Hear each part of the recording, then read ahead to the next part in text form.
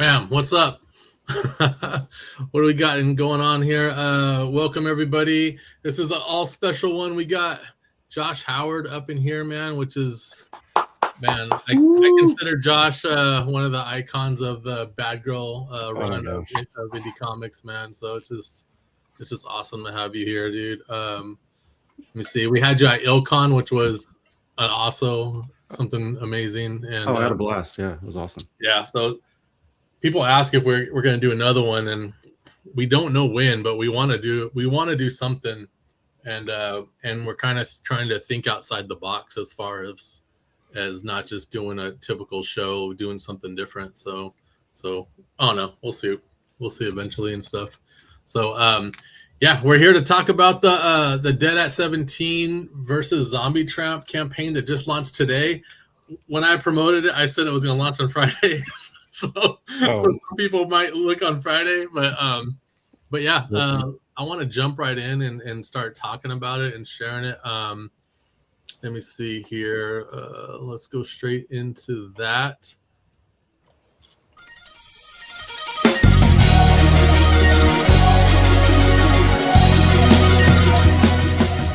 How about this one? Right here, is it showing? Yeah, it's showing. You just launched today, right, Josh? Yeah, at noon. Yeah. Awesome, man. We're at 11K already, which is awesome. 203 backers. Is this campaign a 28-day or 29? I don't know. I think I just got to put the end date, and it ended up being 28 days. So okay, yeah. I usually always do 28 now. I used to do 30, but then somehow if you just do 28, it just seems like you get paid 5 days earlier. It's weird. Yeah, because it excludes a weekend or something. Right. It does something, but this whole campaign is. Someone asked me, "Is this just a showcase book or is it a real story?" This is a real story. This is a 48-page story written and drawn by Josh Howard. It's his campaign, so when you're looking at, we'll put the link on here too for you guys to check it out. This is Nara versus Janie Bell. Very cool story. Very cool script. Oh, you got the characters lined up on. I didn't see that earlier. That's freaking cool, man. So we got their stats here, which is awesome. That's pretty cool, man. Oh, Nara's 5'4", huh? That's good. They're about an inch off, huh? Yeah. 130 pounds. All right, what is... Dang, Zombie Tramp's 125. I should change that. She should be 135. Well, the way I draw Zombie Tramp now, she's starting to get thicker, so I think she's going to start hitting like 135, 140. It's like everything I draw right now, I'm just trying to make everything thicker. You know, and then people are like, why'd you make them so heavy? I'm like, that's just real life, bro. Like, this isn't model sizes, man. That's just real life, man. Women lied about their weights. So how many covers we got so far on here, Josh? I don't know. I think it's 9. 9 so far. I think. Awesome, man. Yeah. And we're also already planning some add-on covers. One of them I'm working on right now. So we got cover A, which is, what do you call this? You just call it cover A. I'm like, sometimes I'm like, what would you call this? What's the theme of this piece of artwork and stuff?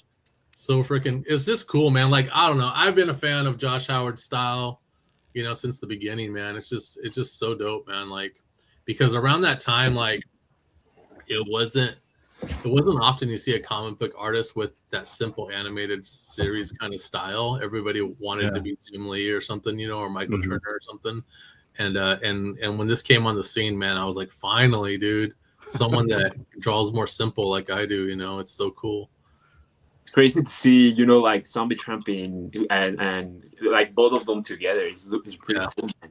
And just looking like this cover right here, this connecting cover, man, it looks so animated, dude. Like this is the character design for an animated series, man. Yeah, it was a lot of fun to draw, man. What drawing programs do you use, Josh? I've whittled down to just using Procreate pretty much now. Wow, that's what Drax uses. Procreate. It's pretty simple, right? It's like it's Yeah. comfortable to use. Yeah. Oh. How many about each drawing? How many layers are in one drawing? Whatever the max is. That's Drax. Drax, you do that too, huh? You max it? Yeah, we just talked about it last week.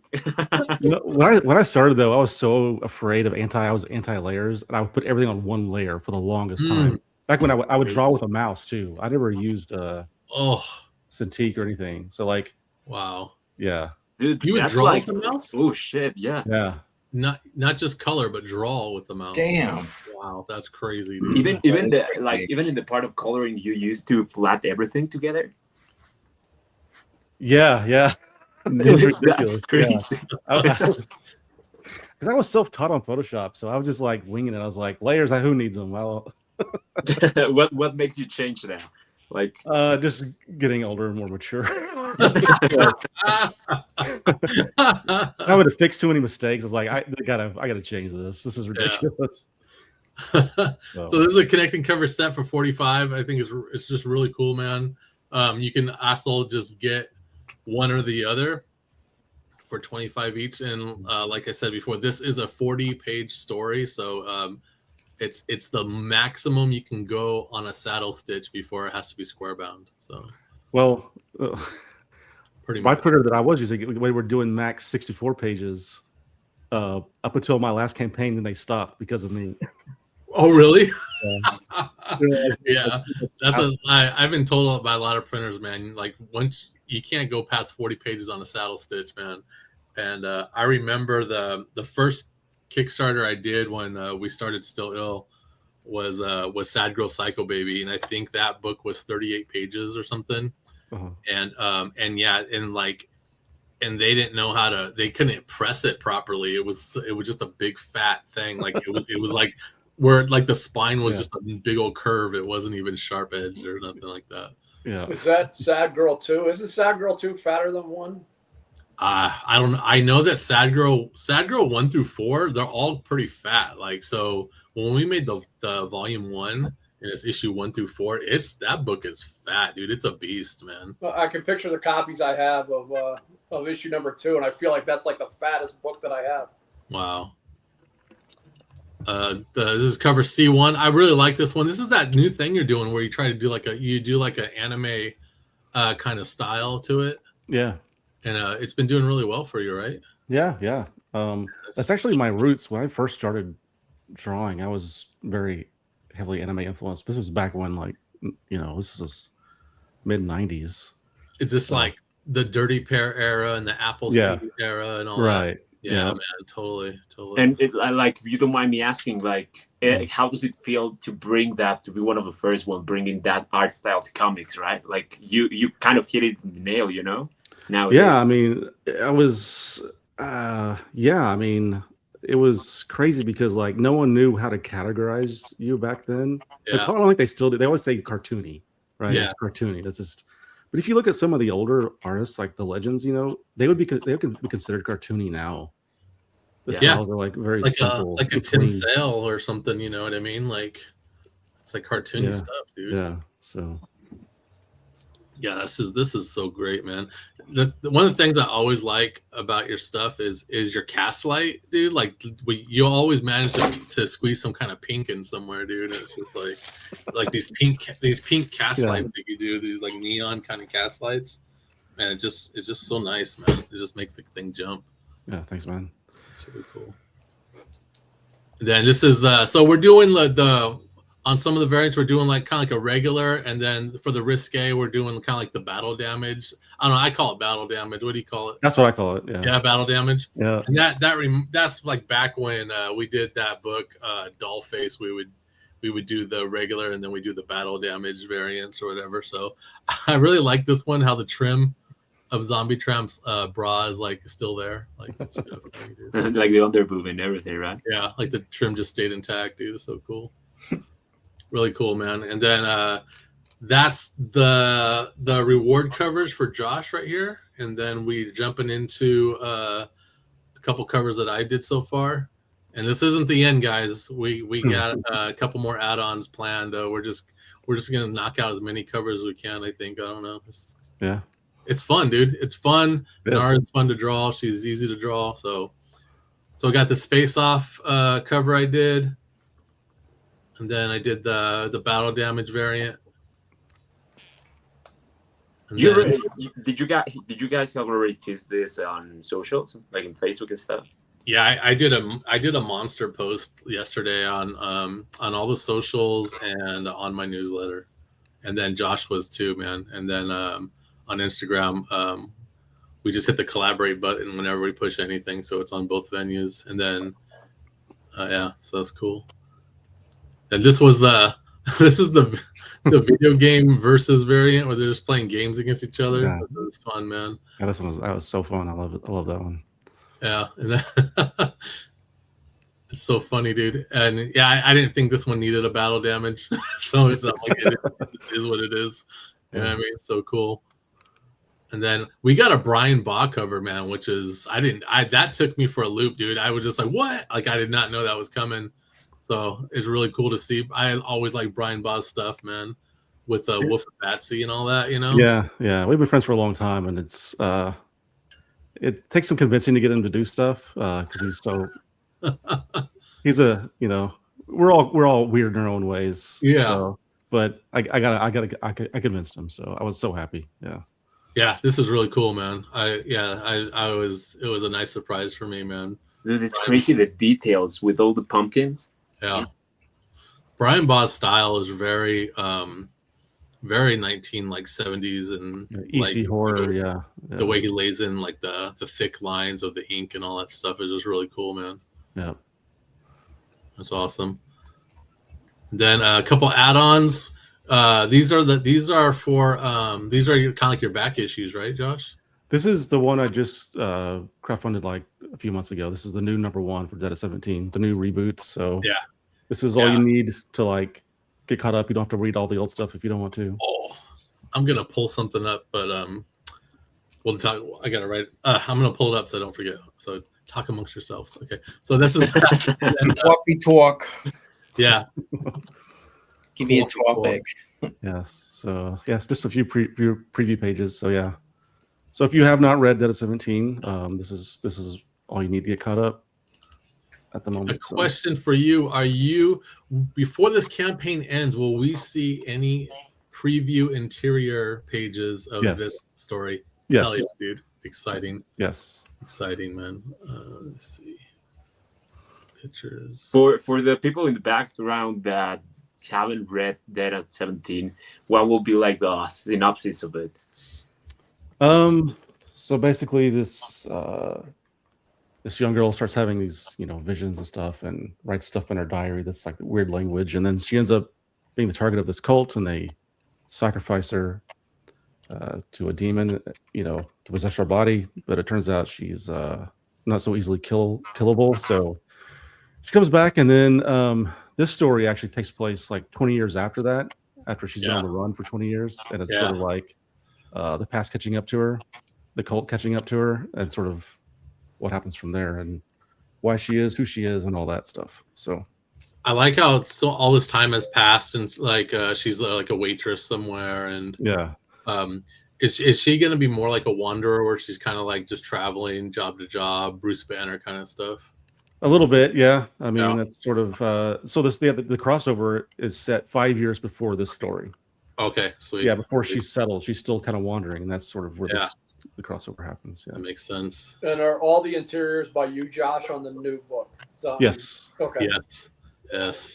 That's the most thing I'm excited for, man. I got myself we got a Zombie Tramp interior completely drawn by Josh Howard, man. It's just really cool. That's kind of something when we were with that other publisher, I was pushing for. We got some covers from you back then, but I was always pushing for it. But they just weren't that cool. So they were. We got acrylic stands. Is this the first time you've done acrylic stands? It is. Man, I'm excited for it, dude. Yeah, acrylic stands, man. I love making acrylic stands. I got 3 shelves full of acrylic stands that we've made over the years, man. It's insane. I think I got like 40 to 50 acrylic stands already done throughout the years, and just like I always got to do acrylic stands for shows. I mean, for each campaign. So, how tall will these be? Do you know yet? I think around 6 inches. Perfect. Is that about the standard? Yeah, I always do 6 inches. Okay. Bill, are yours going to be 6 inches? Yeah, they're just a little bit over. Like, Perfect. you know, I just sent her the files. Okay. Sent her your reference, and I sent her the files. And when she responded, she had already mocked them up, so they're about like 6 1/5, which is fine with me. Yeah, their turnaround time is awesome, man. And one time I told them, I'm like, man, that was so quick. I go, you guys are. I go, that was so quick. And then I go, you guys. And then I said, you guys are great or something. And she said, yeah, we're absolutely the best. I was like, geez, man. Okay, that's cool. So yeah, your add-on sticker set. This is about be about the same size, or like 5-inch stickers, or something like that. Yeah, something like that. Yeah, 4 or 5. Yeah. Whenever I make a sticker on a campaign, I'm always like, how tall should I make it? And I go and get my ruler, dude. And I look and I'm like, I think the sticker should be this big, and I make the size. Yeah. And stuff. This is what's awesome, man. Every campaign you do, you always put your originals out, man. And this is awesome, man. Look at that, dude. And what a deal, dude. $350 for this. And do you draw everything digitally, or it's like you just start and ink everything? I do it digitally first, but then I put it on paper. That's nice. Nice. Yeah, look at that, dude. That's so. Oh, bro, your inks are beautiful, dude. Thank you. Yeah, your line weight, dude. Your line weight's always been great. And you're self-taught, right? Yeah. Wow, dude. That's so freaking cool. What was your favorite how to draw book? I didn't like any of them. Oh, yeah, really? That's awesome. Yeah, because like I got them when I was young, and I didn't understand the circles and all. I was like, why? So I just never. I was like, I was figuring this out myself. I just looked at comic books and stuff like that. So, the Marvel Way book, it was the perspective section that really just fucking floored me. Like, I couldn't wrap my head around it. It seemed so simple. I remember, after high school, I would just go to different city colleges and stuff and just take art classes. And I remember one day, man, in perspective, I took a perspective class, and it just blew my mind, dude. Where when the class was over, I was driving home, dude, and all I could see was vanishing points and like lines, dude. I'm just like, what? This is nuts, dude. Everything that had been, it was crazy. And then you went home and watched the movie Vanishing Point. Yeah, exactly. Man, that's 1, 2, 3, 4, 5 originals, dude. That's so freaking cool, man. Are any of these sold out yet? You know, I don't know. You haven't looked? I haven't looked. I think they are. Dude, I obsess over that stuff. I gotta look at. Yeah, those are criminally underpriced. Yeah, yeah. Digital add-ons, man. Someone asked a question on my fan page on Facebook about the the order of the books or Dead at 17. But I go just go into the Kickstarter, and on the comment section, just ask the man himself, dude. He'll break it down for you, dude. But I like that you got the digital downloads for people who want to just go into this. So the way you laid these in, these aren't in any kind of chronological order, right? Well, okay. So the new one, the top revival, it's a brand new continuity. So there's no order with that one. It's just step one so far. The other one is just the original series. It's original series. Yeah. So if you want to go back and read that, you can, but it's not required. When you did the reboot, dude, like it still ties in with the original, man. And I really like you still tied it in, dude. And it was really cool, man. It was like you're just, let's put it from a different perspective. Yeah, if you've read it, you get more out of it for sure. Yeah. But, yeah. Josh, what do you enjoy more part of the process? Like drawing the comic book itself, interior cover, or just writing it? Like, what is the part that you enjoy the most? Honestly, writing, I think. Yeah. I want to share one more screen. Like bringing the story to life. It's more Get thinking of the ideas. We'll go back to the Kickstarter in a second, but I wanted to share this page right here. This page blew my mind, dude. This right here. You see that? That was just that's a sweet page, dude. You tied in like basically alternate realities of Nara, and it was like this one right here. This was you guys did a pilot, right, for a Dead at 17 series? Yeah, so like starting from left to right, that's the original black and white mini comic that I self-published in the 90s. Yeah. The next one is like this the main series, the comic. Yeah, the next one it was the live action short film that we did. And then the next one is the novel I wrote, that's sort of like from the novel version. Wow. And the last one is from the reboot. So yeah, that was nuts, dude. This page, this was genius, dude. When you did this, I was like, this is freaking cool, man. Dude, and it's kind of like, how do you feel when you were working on it? It's like nostalgia or proud, or what was it like? This is pretty crazy. Yeah, I was like, wow, do I have that many versions? I was like, I guess I do have my own multiverse. Yeah, it was like you made your own multiverse, basically, man. That's freaking cool, man. All right, let's go back to the Kickstarter. That's that thing I wanted to share before I forgot. So awesome, thanks. Because that page is just dope. Okay. All right, so we got our PDFs, and we also got your T-Bird and Throttle. Is this series done? No, I've got 3 more chapters to do. Nice. So yeah. You started doing this. You were doing Indiegogo instead, weren't you? Yeah, that's where I started. Yeah. How's that platform for you? Like, is it? It started off really good, but then it just really cratered. Kind of like the traffic died down on it, huh? Yeah. So, gotcha. I don't know. I was scared of Kickstarter at first. I don't know why. It seemed like so big and intimidating. Yeah. Black Harvest, which is another good series that you did. Is this the the remaster, dude, where you redid some of the panels, right? Yeah. That's freaking cool, man. That was a good idea. That's crazy, dude. Going back to old drawings down. Well, the thing is, like, this book's been out of print for so long, and I was like, if I wanted to bring it back, I just kind of wanted to clean it up a little bit, because it's the thing about this book too is that it's in the same continuity as Dead at 17. It's in the same universe, or I should say. Oh, nice. So, yeah. So I'm actually planning on doing a crossover between the two down the line. So it's all about doing crossovers of your characters together, dude, because it's just kind of like, you don't have to pay nobody nothing. You just do it. Can we ask, like, who is she crossover with for that book? Oh, with this book? Yeah, the one you say, like, can you tease a little bit of it, or not yet? Oh, the Zombie Tramp one. Okay. Yeah, is that what you're talking about? I don't know. Maybe the Black Harvest, he said, is gonna cross over with. With Dead at 17. Yeah, it's freaking cool, man. What about that book you did? It was Eve, I think it was called. Yeah, it's called The Lost Books of Eve. It's like an adventure of Eve. Lost Books of Eve was cool, man. Yeah.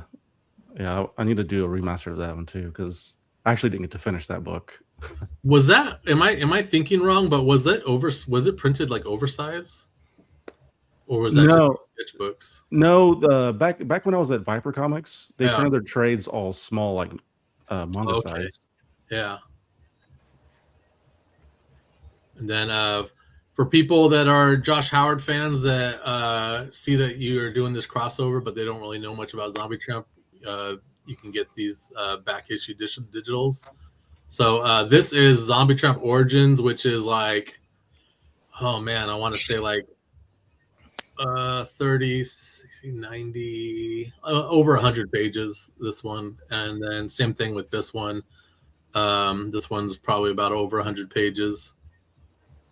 And then this one would be about 75 pages. So what we did is that this is the original story that's black and white or whatever, and with a little bit of color.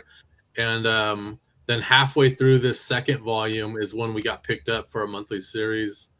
So around that time, we were with the publisher. So there's like from the end of this book to this volume 3, there's a gap. There's a gap of missing time. But yeah, we're working on filling that gap soon. But yeah, so yeah, this third volume is like basically the first volume from Still Ill Comics of her continued adventures, basically. So, and then stretch goals, man. 10K, unlock Graveyard Girls trading cards. Heck yeah. Are we at 10K? We are. We're at 11, right? Yeah. Sweet. That's unlocked.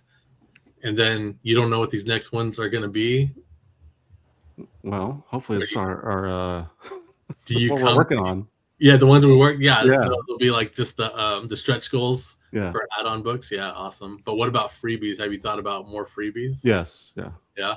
More cards and stuff. Yeah. Okay, sweet, man. Yeah, we always like think about what can we make that's cool, that's a freebie, but it's also flat. Yeah. You know what I mean? It's just, Yep. And then, how'd you come up with your studio, How Rad Comics? Okay, long story. Not a long story, but short story is the short version is my family went to Disney World years ago, and this week when they had physical tickets, they misprinted our name as instead of Howard, it said How Rad. So it became like an in joke. We just called ourselves the How Rads, and so it was a dyslexic moment when they typed it in. Yeah, so that is so funny, dude. That's awesome. That's a cool story. Look at all these back issues of. Look at this, dude. Are these all back issues that you could add on or no? No, this is just showing like all since I started self-publishing everything I've done. Okay, yeah. So, yeah. Man, dude, I love how everything looks together. You know. Yeah. Thank you. The continuity, and also it's just the same palette. You know what I mean? Yeah, the color palette as it goes on. Color palette is amazing. What are those all self-published? Yeah. T-Bird and Throttle. Yes. Yeah. Okay. That cyan just like bursts off the thing, man. Yeah, that's really cool. Man, that's awesome, dude. Thanks. So, all right. Let's see. That's that. All right. Q&A time. Are you ready for some questions? We got 30 more minutes of Josh Howard's precious time. He's got to go play with his Star Wars toys. The coolest toy collection I've ever seen. Bro. I wasn't playing with my doll, sir. Yeah. I was like, what the heck? Speaking of playing with toys, I got a few of these in the mail. Yeah, look at that. That is awesome. Beautiful. I got a few of these in the mail. I'm gonna still try to help out people that had ones that were damaged or whatever, but yeah, I gotta at least keep 2 for myself or whatever. But have you ever thought about doing a Nara Kill Day action figure? Have I thought about it, dude? It's been my dream since day one. Dude, this company, the minimum order is 500 units. Yeah. So if you think you can do a Kickstarter campaign where you can get 500 units made, dude. Well, it's the mold cost that's like killer though. The mold cost is crazy, dude. So that's what I'm saying. Like do the campaign, and then you know what I mean. Do the campaign and just like you get it. Once you get it done, then you got the money for the mold. You know. Right. So did you do a separate campaign just for the figure? Yeah, we did just for the figure. Mm-hmm. Lot of learning curves, man. Like lots of do's and don'ts. If we ever did something like that again, there was a lot of things wrong. So there's a lot of things wrong that we would do better another time. But yeah, so we'll see. Definitely don't ever let someone else like ship your stuff, like pack and ship it, dude, because that was awful, dude. There's still people like, I don't got a tracking, and I'm like, I don't have it either. You know, dude.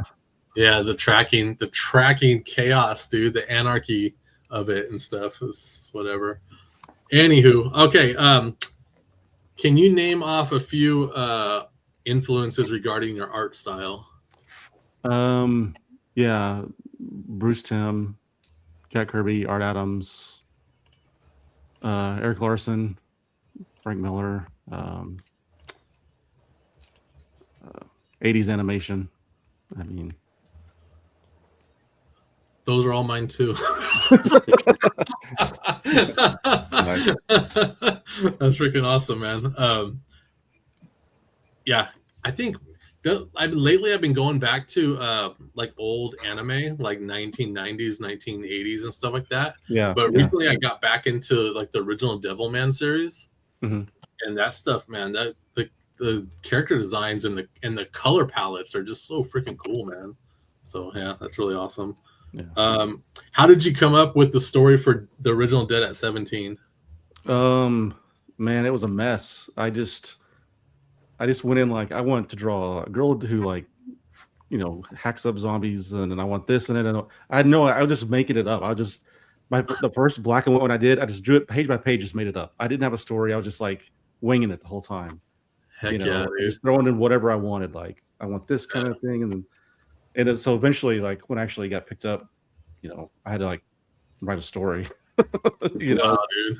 Yeah, so it was a long process of like, I mean, the base of it is like Evil Dead meets Twin Peaks, with a chick. Yeah, so that's awesome. And girls are always funner to draw, right? Yeah. Yeah. Okay, so Dead at 17 went through more than one publisher, right? Yeah, I started with, after, of course, I made the first one myself, but then Viper picked me up. They were just starting out. They were like, looking for new talent, looking for books to publish. So I was in the right place at the right time. Right. And then did really well there. Like they were nobodies, but it helped put them on the map and stuff. Yeah. And then Who was that? Viper Comics. Oh, okay. Yeah. So and then from there went to Image, and Image, republished what I'd already put out, and then did a few more series at Image, and then wrapped up the series. Thought I was done, and then here we are back at it. At any time during the whole career of Dead at 17, did you have any problem like moving your product to another publisher or just taking it with you wherever you went? No, Viper was pretty understanding because they were kind of like experiencing like financial difficulties. So when I went to Image, they were fairly understanding. And then, an Image, they had been asked me about it, before.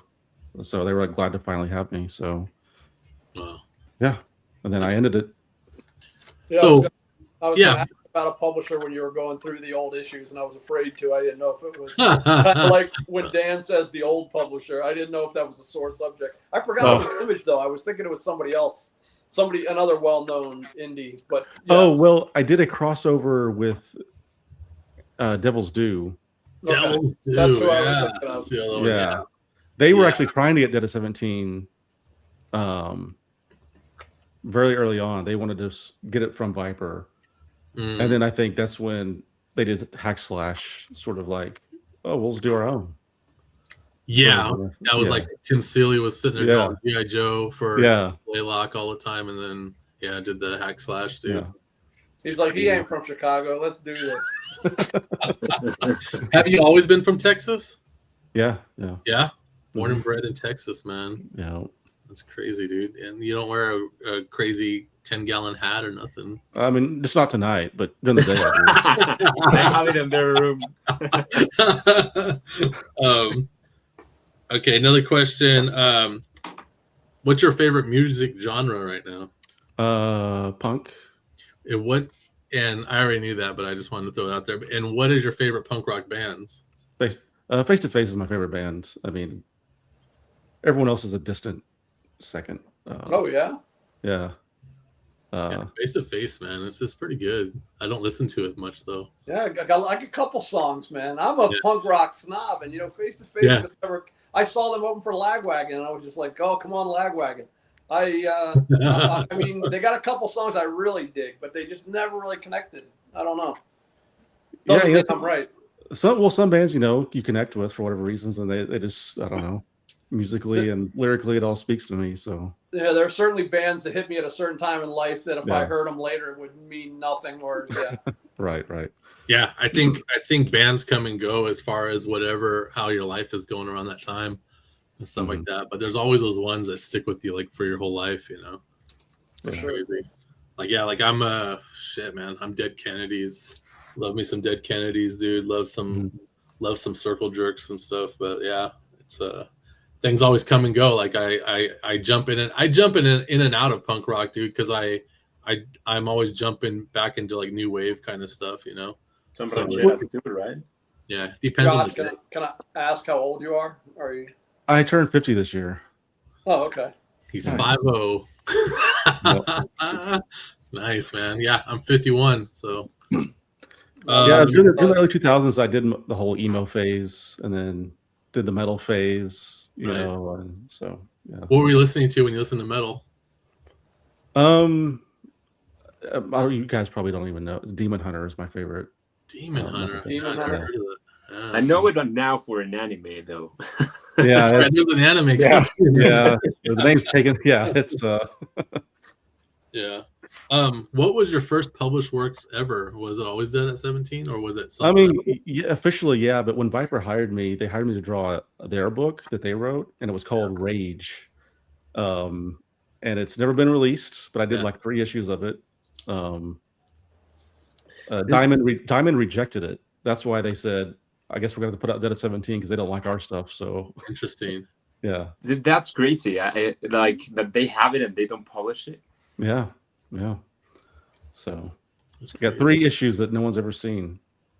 Wow. Did you have fun when you were working on them? Yeah, it was cool. Well, the good thing about it though is like that was my first time I'd ever colored digitally in Photoshop. So it was like me kind of going to school. I was able to learn on the job. Like, so I learned a lot just from that job, even though no one ever saw it. You know, which is probably for the best actually. But That's like similar to you, Hondrax. Like there's something that you worked on that still hasn't been published on. Yeah, but that's why I was asking, because for me, it kind of teach me, you know, the ropes of deadlines and how to play. You were talking about perspective a moment ago and stuff like that, you know, how to figure out everything. And like you said, it's not like I'm proud of it and it's like my beginnings, you know, but I see it now and it's like, oh shit, this is not good, you know. It kind of sucks, but it's like it teaches you so much. So I think it was pretty cool to hear that too. yeah. Also in the comment section, if anybody wants to ask Josh a question, just throw it out there and I'll scroll back to look for question marks. Right now everybody's just chanting positive things, which is cool. Let's see. I think that might be it. That's all 8 questions already, dude. What the heck? Well, I was going to elaborate a little bit on the last one. I was talking about, I had more unreleased work that I remembered. I have a graphic novel that I wrote for DC that has never been drawn or released that they bought from me. Wow. Yeah, Crazy. they bought my script for like $5,000 or something. And Go ahead. Oh, then I've inked an entire graphic novel at DC that they've never released. Jeez, dude. Dude, Yeah. and was it one of your characters or was it like a character?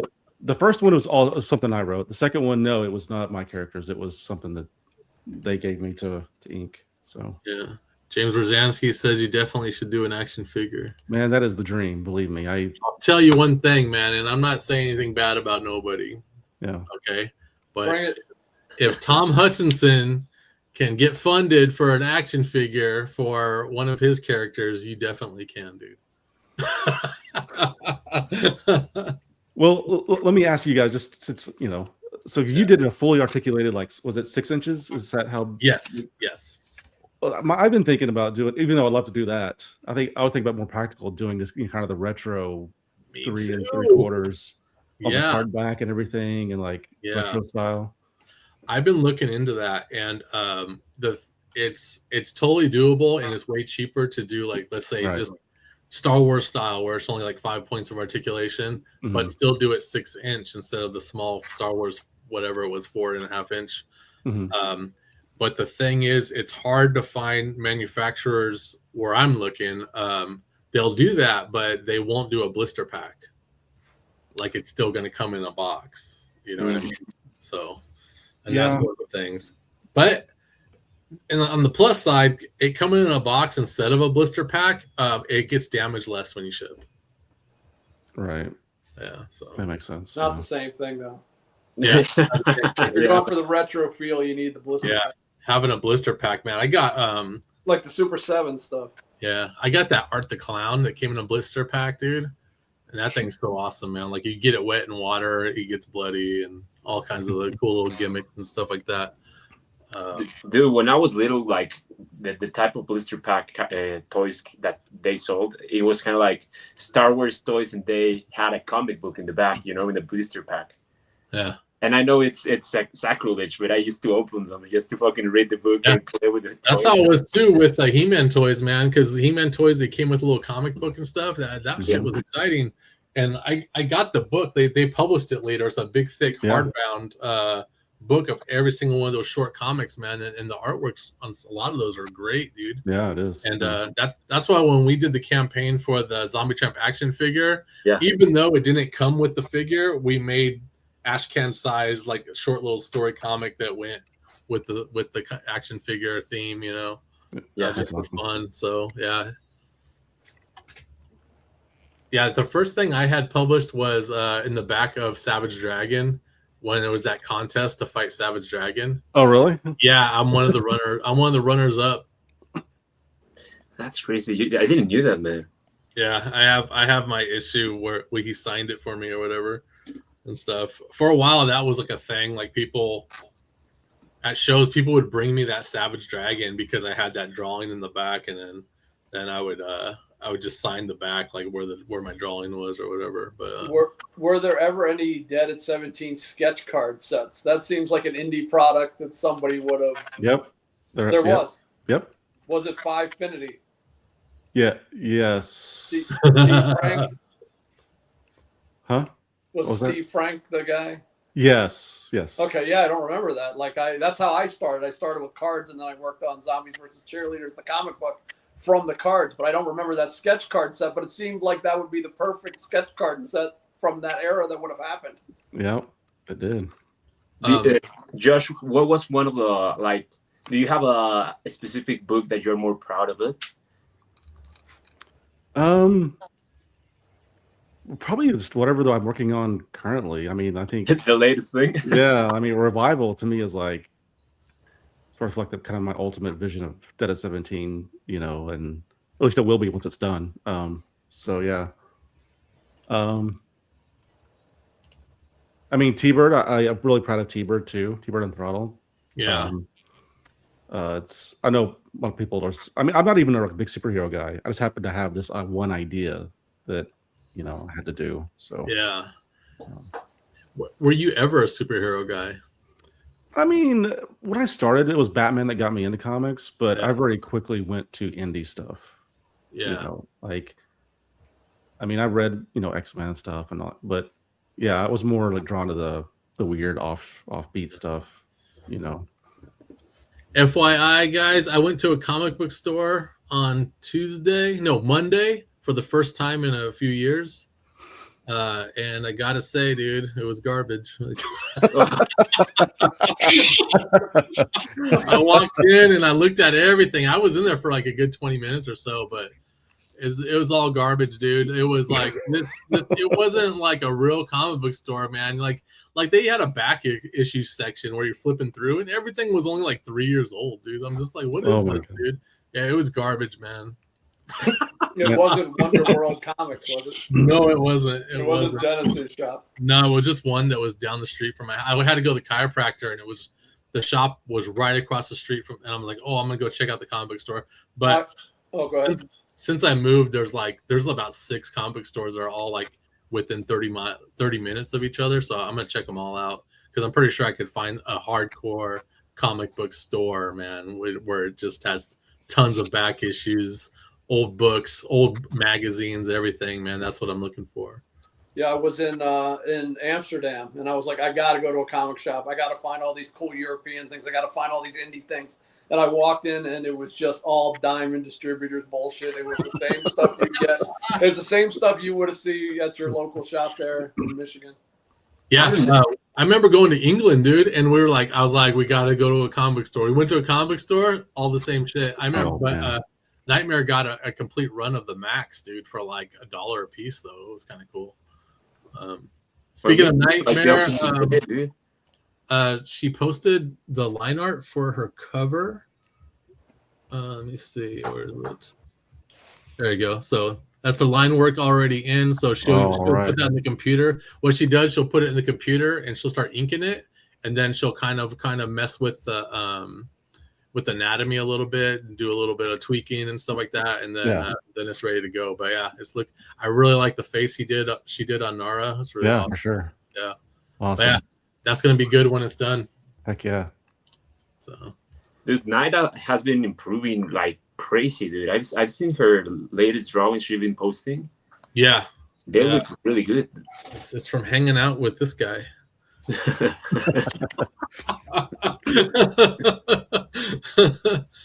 So, do you know how many action figures that you own, Josh? Dear Lord, no. No way I can count.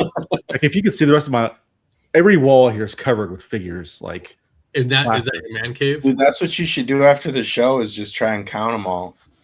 you're welcome to come over and do that if you want. I'd do that. You can hang You out. know the most valuable one. Oh yeah. What's the most valuable? I'd need Or a what's the most clicker. valuable to you? Yeah. Probably You have a most valuable Boba Fett with the shooting rocket.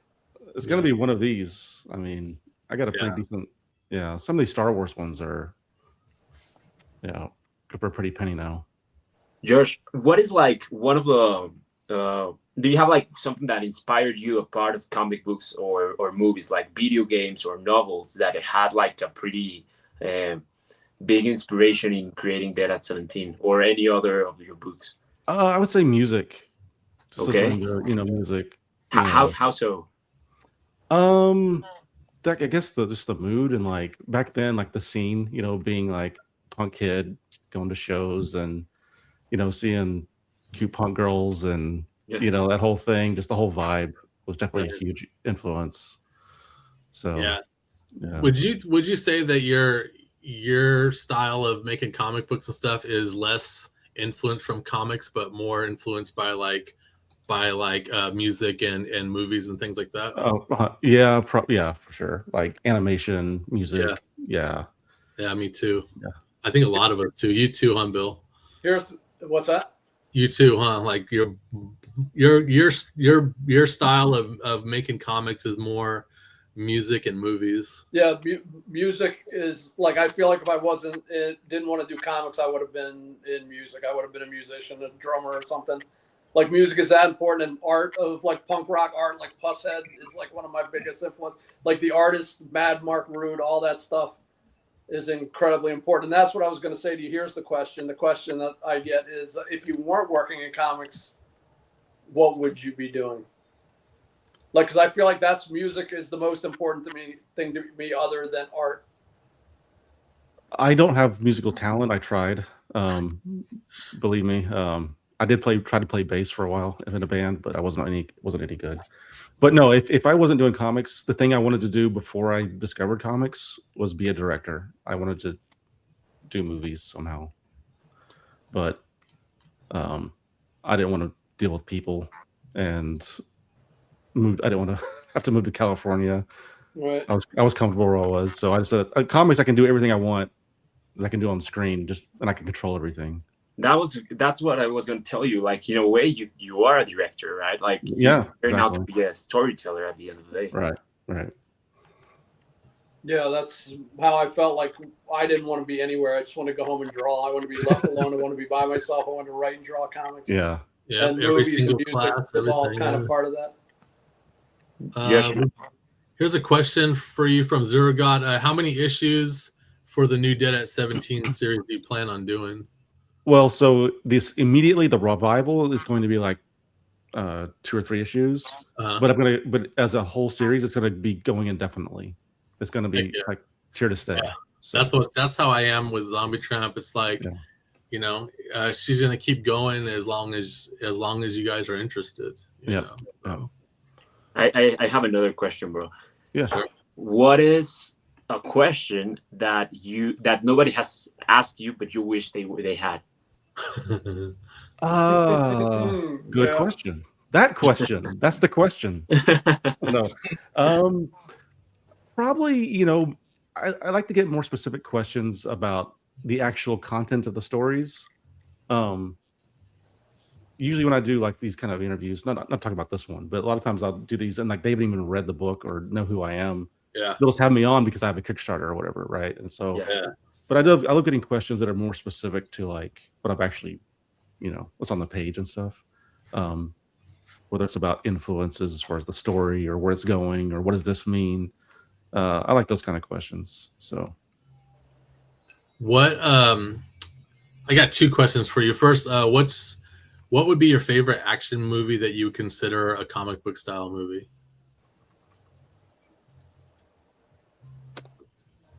There's only one right answer to this. What's your answer? What's your answer? It's RoboCop. Yeah, RoboCop was exactly what I knew you were going to say. That's- That's what was hey. in my mind. I can't argue with that. I even like RoboCop 2, man. RoboCop 3, all that stuff, man. But okay, question. One of the coolest things you did that wasn't anything as far as your IPs was, I thought, was the Monster High series. You did that. Oh yeah, yeah. How did you get that gig? Dude, Mattel requested me. What? Yeah. Wow. It was nuts. Dude, that's crazy. Yeah, like Bro, that's awesome. yeah, it was wild. Like, because it was one of those things where it's like I would see those figures, those dolls, Yeah. and people would say, "Oh, it looks like your art style." I was like, "Yeah, it looks," And then, what do you know? Like, I get contacted by the publisher they were using. They're like, "Hey, they've asked you if you want to draw Monster High," and I had to do a tryout, first, and I did like 3 test pages. They're like, "Okay, you're good." Did you think it was a hoax at first? Yeah, I mean, It's just kind of weird. Like, is this really Mattel? That kind of thing, Yeah. How many issues did you do for them?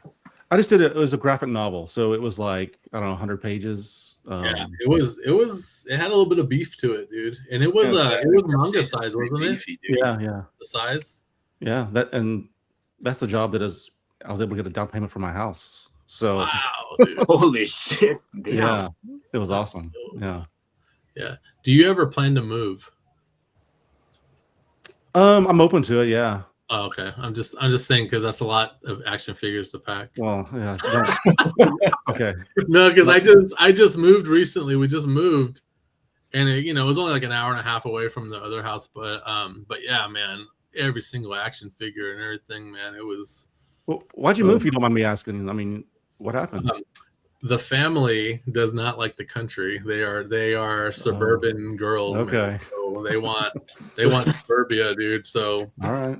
But Dude, yeah, I'm with Nightmare on that one. Yeah, I like the solitude that I had. It was awesome, man. But now I got neighbors, and I see people like now that the weather's getting better, I can see people walking their dogs and going on bike rides and jogging. I'm like, because my office overlooks the whole neighborhood, so I'm just sitting there watching people. I'm just like, just judging them. Yeah. But you know what I mean? It's so funny, man. Like when the sun starts going down, I shut my curtains because that's around the time that people can see in. Oh, right. You know what I mean? So my walls are just like, busty comic book girl stuff, and I don't want to scare the neighbors and all that. But one of the greatest things about moving out here, I'm closer to Detroit. There's way more things to do, and the food is so damn good. Like, there's so many places that we're constantly looking for new places to eat, and it's almost always good. It's really cool. Yeah. Josh, do you have a favorite video game? I don't really play games. I did when I was a kid. I was with the first generation Nintendo and all that stuff, but like I didn't really have the game gene. I'm not good at games. The last game I played, and I played it just because I love the franchise, was the Ghostbusters video game. Oh, nice. Which one? The one where they got the cast back, and it was like basically like the third movie. Yeah. Yeah. That was really good. That was like what, 15 years ago? That's the last game I played. That game was difficult, dude. Yeah. Wow, that's crazy. Any more questions? I think that's it for questions that I see. I'm gonna check Instagram because I can't see Instagram feeds. I gotta look back.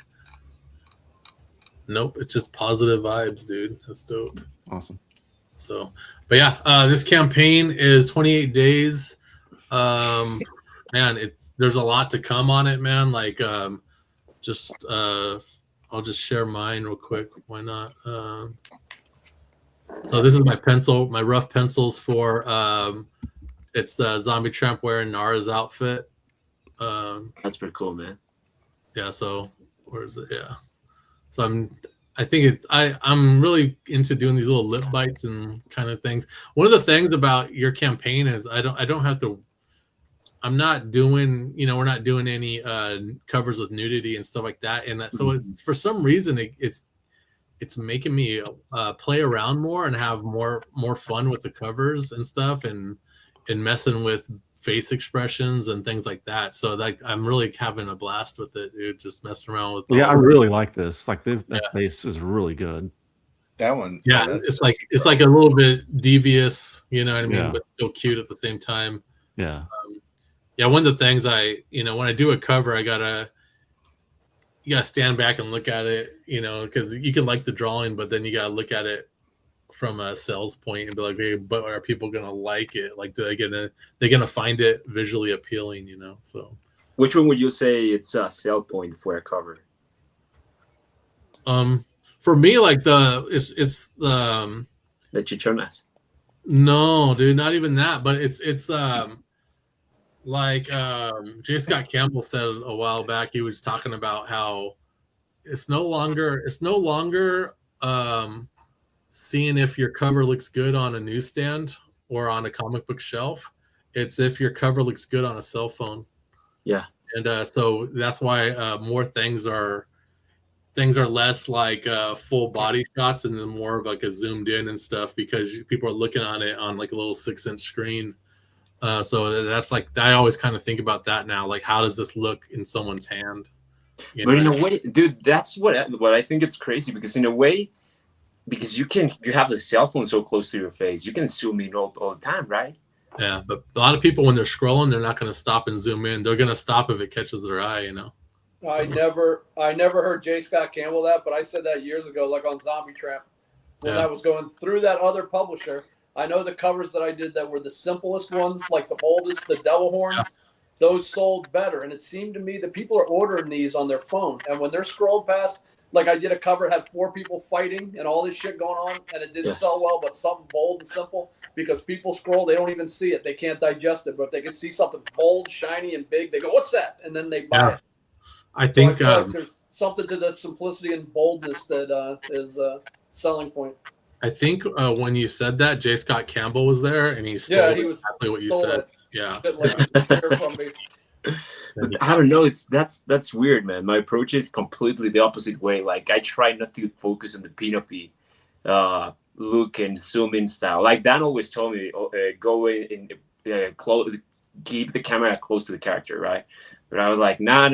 Like lately, I've been pushing a little bit farther from the camera. Yeah. Just to, get a little bit more storytelling or something. Drax, your stuff's gonna end up just being like a background in the back, and like way in the back. Good, yeah. The character will be just in the corner. Yeah. One of the things is like not, like especially if you're the writer of the story is to not just doing a cool action pose or pin-up-y kind of cover, but to have something to do with the storyline. You know what I mean? I think that you still want it to tell a story, especially if it's just going to be like the main cover. You know what I mean? Of course. You can do a bunch of other covers. It's just fun pinups and stuff. But yeah, I kind of always try to think about that sometimes. I think that's part of the reason why Data 17 did so well at the beginning, is because I did very simple but bold covers when no one was doing that then. Because I was like, I can't compete with all these guys. I'm nobody, so I'm just gonna make bright colors. Very simple, and then like it worked. Yeah, I think it's like less is more, dude. And the thing is having a simple cartoony style, you have to kind of go with that less is more. When Brian Pulido took interest in me, it was the weirdest thing, because first I lived in Vegas and he lived in Arizona, and he just happened to be in Vegas for like a Misfits show or something. So he's like, hey, remember Bill, you were there. And then we all met up for lunch or whatever, and then we were just talking about art in general. And I remember his wife Fran was like, she's like, man, your stuff is so different than all the stuff that we've been putting out and stuff. And I was just telling, it's just because it's just that simple style, man, where you have to kind of embrace the less is more, and it kind of stands out more. And then they had a Kickstarter party, and I drove to Arizona. It's like a 4-hour drive or something. I drove out there for the party, and he's showing off all these. He's like live on Facebook, whatever. He's like showing off all these covers, man.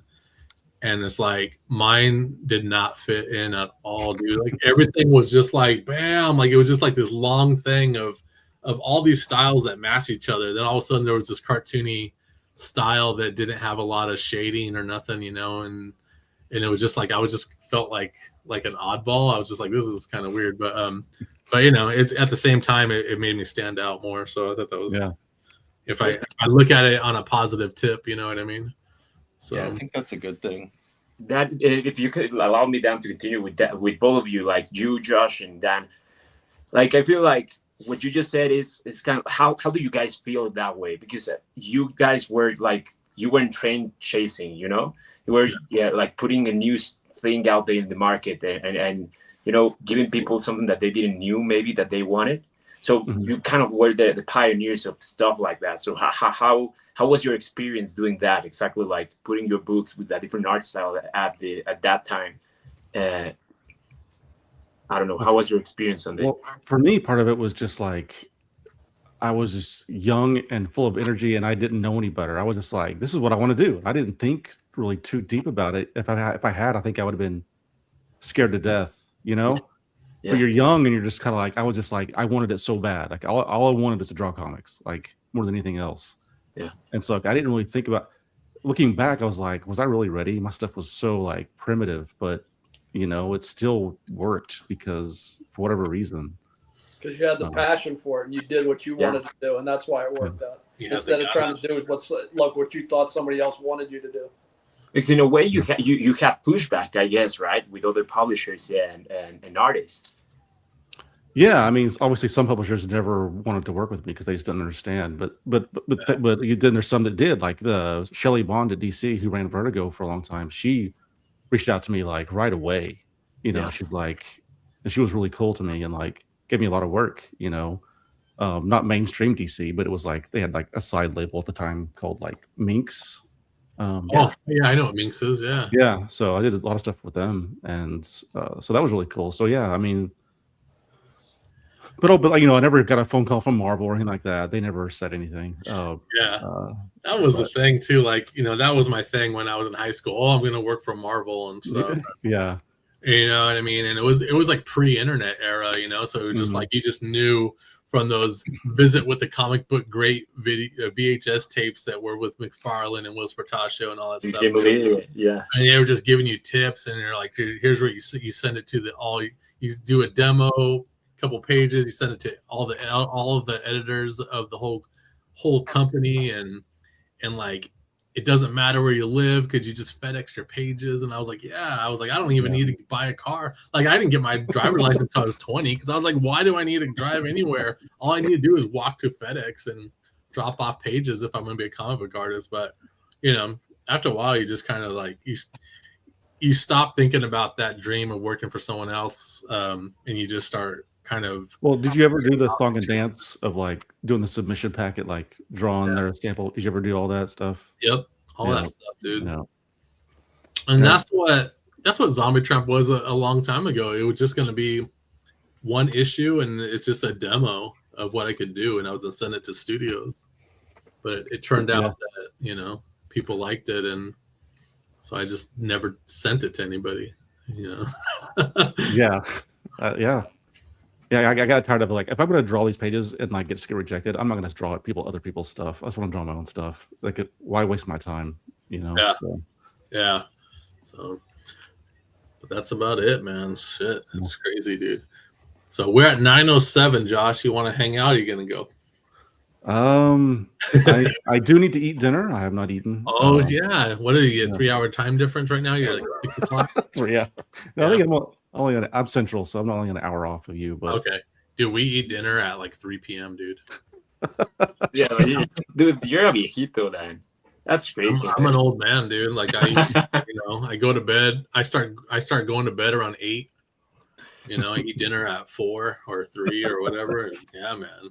Josh, can I ask you? Do you have something that you're working on that you can share with today, or? Oh yeah, I mean, I've got the other half of the cover that he showed, roughed of Nara in. This is very rough. So, actually, you can't even see. Oh yeah, Procreate, man, I love it. Yeah, Procreate. Oh yeah, dude. the bra's too big. So Dude, like, you did exactly what was in my brain, dude. Oh, really? Where she's like kind of like has anxiety about how Yeah. the top is too big, like not her Yeah. size. Oh my god, that's perfect, dude. yeah, and then I have like a splash page I'm working on. Oh man, look at that, dude. Shit, man. Oh man, that's That's awesome. sweet, bro.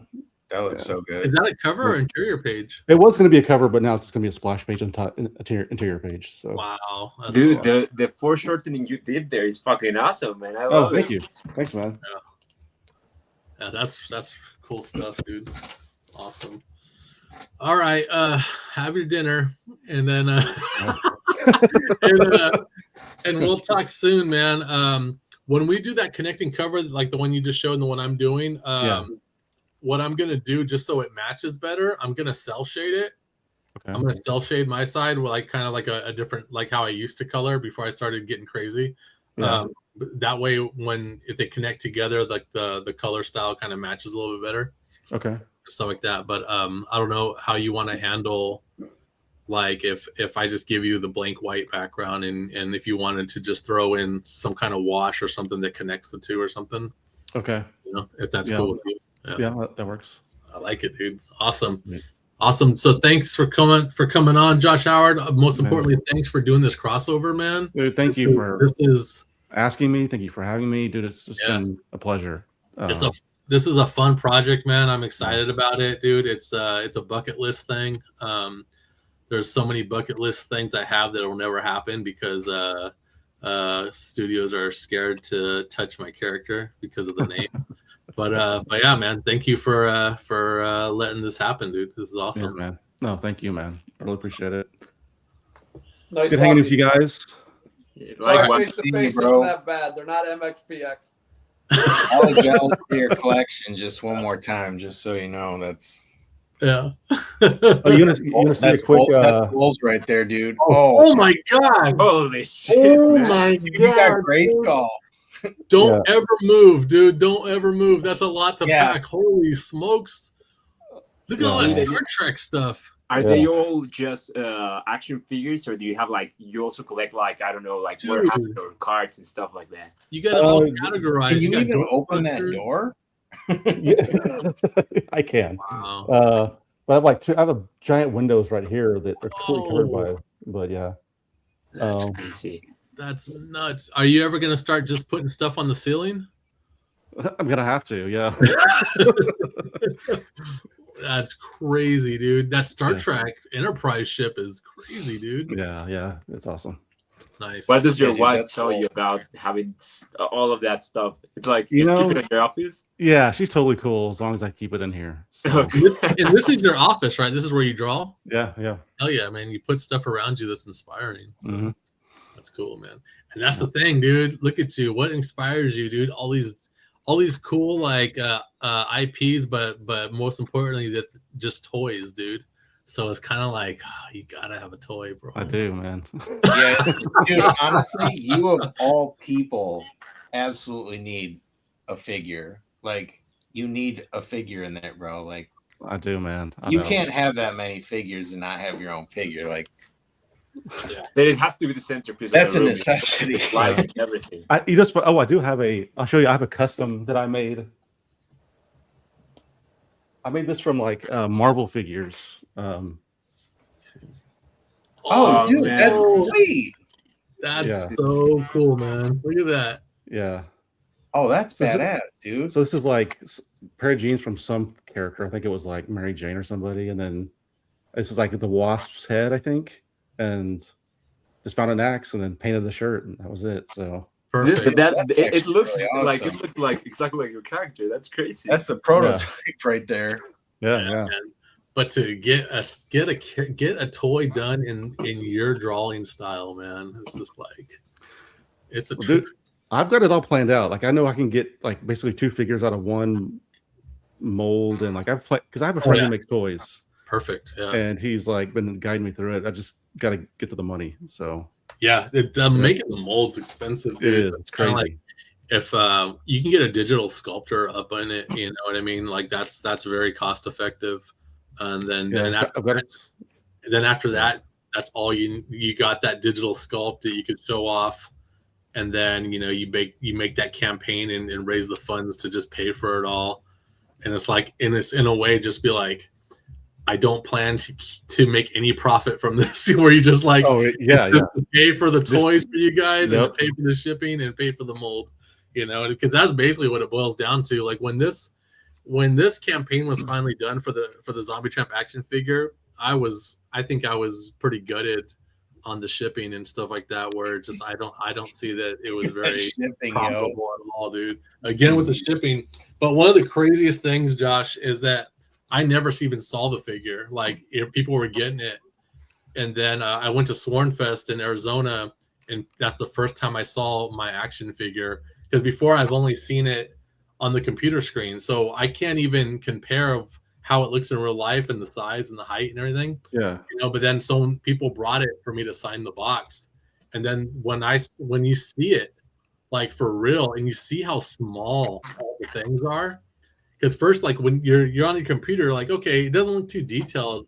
It looks good, but it doesn't look too detailed. But once you see how small it is, you're like, man, they detailed the crap out of it for being something so small, dude. And but it's just a trip, dude, to see your character in a box, dude, just looking at you. It's a trip, man. I bet, man. That's awesome. Yeah. But I ain't twisting your arm, dude. I'm just saying it's fun. You don't have to twist my arm, dude. I don't care about making a dime off of it. I just want it to happen. So yeah, exactly, dude. It's just kind of like it. Like I said, it's just bucket list stuff, dude. Mm-hmm. Like the first Zombie Tramp statue, man. The first time I saw that was, I was constantly working. I had a day job, and I was constantly cranking out issues of Zombie Tramp, writing scripts, doing covers, all that stuff, and then meanwhile in the backstage they were making the statue, and I never seen it, dude. And then I remember finishing a work shift, and then this is when I lived in California, then drove to San Diego because it was gonna be San Diego Comic-Con, and they had already got my hotel room. So I just got, I got the key to my hotel room. I went in to my room to drop off my bag, and they left the statue right there on the counter. And dude, that was like a moment where I actually stopped to take a breath, dude, because I was constantly working and just gunning for everything, just never breathing, dude. And just that point where you had something made physical, like of your character, was really cool. So all those little moments, man, it's like those moments, they come and go like tears in the rain. Oh yeah. Well, dude, I remember the first time, just real quick, how when they were filming the short film, and like, because I didn't think it was, I think it was real. I was like, they're not really doing this, not really spending money on this. Yeah. And I get like pictures from the set. I'm like, oh my god, that's someone dressed as my character. Like, yeah. And then when I went to meet them and they showed me like the raw footage, I wanted to cry. It was like, yeah, that's got to be the one. It was just a short film, but it was like, to me, it was everything. It was just like, it is everything, dude. Not everyone has a character, Yeah, like, that is one of the craziest things. Like to see, like, man, I can't even imagine, dude. Like you got to experience something that's just so great. Like when there's like a real thing happening in like live action of your characters based on your stories, everything. And you see Nara with the red shirt and the axe, and you're just like, just someone dressed as them, and they're filming it. And that's a trip, dude. And you think about it, there's people who are rearranging their lives and spending money based on something that I did in my kitchen. Yeah. It's like, what's so bizarre. And when you were seeing that, like, did it cross your mind in a moment that, I don't know, like someone added something to your character that you hadn't thought of it, or something, Yeah, I think the short kind of distilled it down to like its essence. It's like it's kind of just a little short action thing. Yeah, and it was awesome. It's like, it wasn't something I had directly drawn any specific scene, but it was kind of like distilled in those 10 minutes. And yeah. See, people are jumping on, man. They like the idea, dude. Oh. I have one quick question. Are you ever gonna put together that short little story you started called Stitches? I don't know. It's just sitting there. That's a good looking character, man. Like not even to have her own series. Just put her in a Dead at 17 book. Yeah, it's a good looking character, man. It's sitting there. We'll see. Yeah, that's what I'm kind of doing now. It's like I think I'm done making titles, dude. Like if any new character I have, I'm just gonna put them in the books. Because that's kind of like how Sugar Pop came to be. Was like she was just a character in a Sad Girl book, Sad Girl Psycho Baby, but people liked her, and yeah, so it's like I tried. Okay, let's try to do an origin story. And then it took off from there, and that's one of the things like with your T-Bird and Throttle. The difference between T-Bird and Throttle and Dead at 17 is Dead at 17 exists and got popularity because it was on comic book store shelves. You know what I mean? But T-Bird and Throttle, it was born in the internet. Right. You know what I mean? And it picked up popularity just pretty much in the internet, dude. You know what I mean? And it's like I always find that amazing. Things that gain popularity, even artists that gain popularity just by the internet only, dude. And it's crazy. And that's one of the things I think about Sugar Pop too. She was just born in the internet, and that was it. Oh yeah. Well, about that, we'll sit here something crazier. Either this week or next week, I can't remember the date. There's going to be a crowdfund for T-Bird and Throttle in Russia, translated in Russian. Wow, dude. Yeah. That's awesome, man. I had a fan over there who was so determined to make it happen, and they've been working on it for like a year of doing the translation and like transcribing my interviews, even like make a making of book. Yeah, they're going all out. It's crazy. So wow, that's freaking cool, man. Yeah. Very cool. What are you gonna eat for dinner? Oh, what sounds good? He's having brisket. It's Texas. Yeah. Yeah. Barbecue. We're gonna Grubhub you something. I ate Mediterranean food today. Oh, that's a big thing out here where I live. There's Mediterranean joints left and right, man. Oh, dude, yeah, that's Detroit. Yeah, dude, it's crazy. Robocop. All right. Well, thanks, guys, again. Yeah, appreciate it. It's been have awesome. a good night, Josh. Yeah, we'll talk soon, man. All right, man. Take Good care. luck with the Kickstarter. Thank you. Yeah. Congratulations, brother. Thanks, Matt. Boom, that was the great Josh Howard, guys. That's what is that? That's like 20 something years in the industry, man. That's crazy. Crazy, dude. That guy's got so many accomplishments. Yeah, that's freaking just real quick, let me see. Dude, all you guys make me feel like I really got to get my shit together, man. Get it together. This whole time, dude, is like, damn. He was talking about like that figure, and he was talking about his Dan's moment with the statue, and then his moment with the film that they were making. I was like, well, I picked up a comic book from the printer one time, and I was like, no, that's a great moment too. This is my great achievement, and that's what I've done. I've published one comic book. But that's a great moment too, man. Yeah, I feel like it's not like making a film or a statue, though.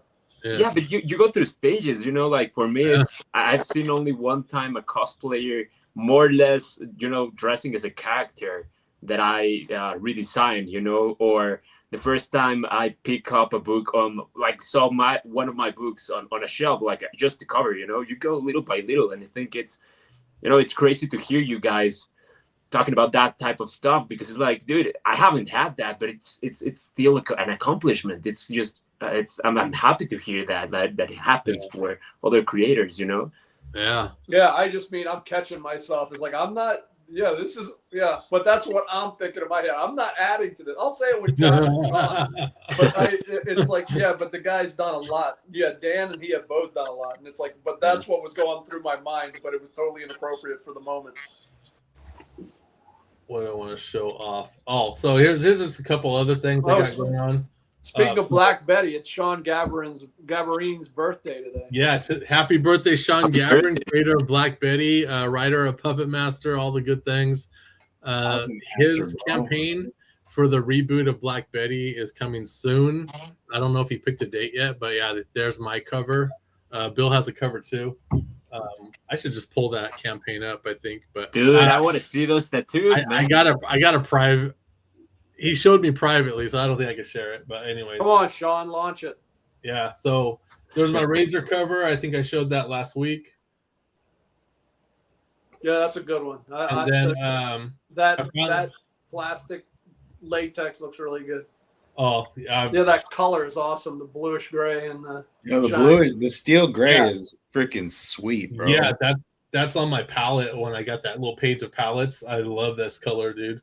I finally finished this cover that I started in December, but I just kept getting busy. So this is for Crypt Cuties for Zach.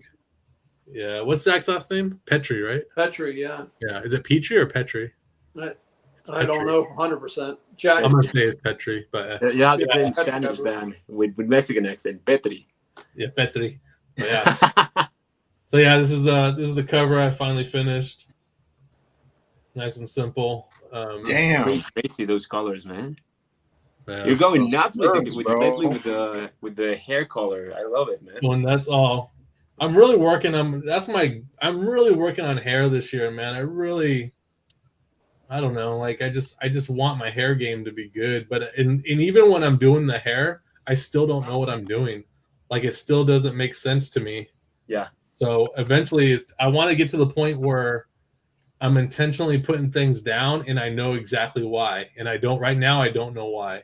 Has that point come like in everything else you do? Like for you guys? Yeah, a lot of everything else, like I know exactly why I'm putting things in certain spots, and I know, and I can actually see it through. I could see things 3-dimensionally as I'm drawing it, so I know exactly what I'm doing.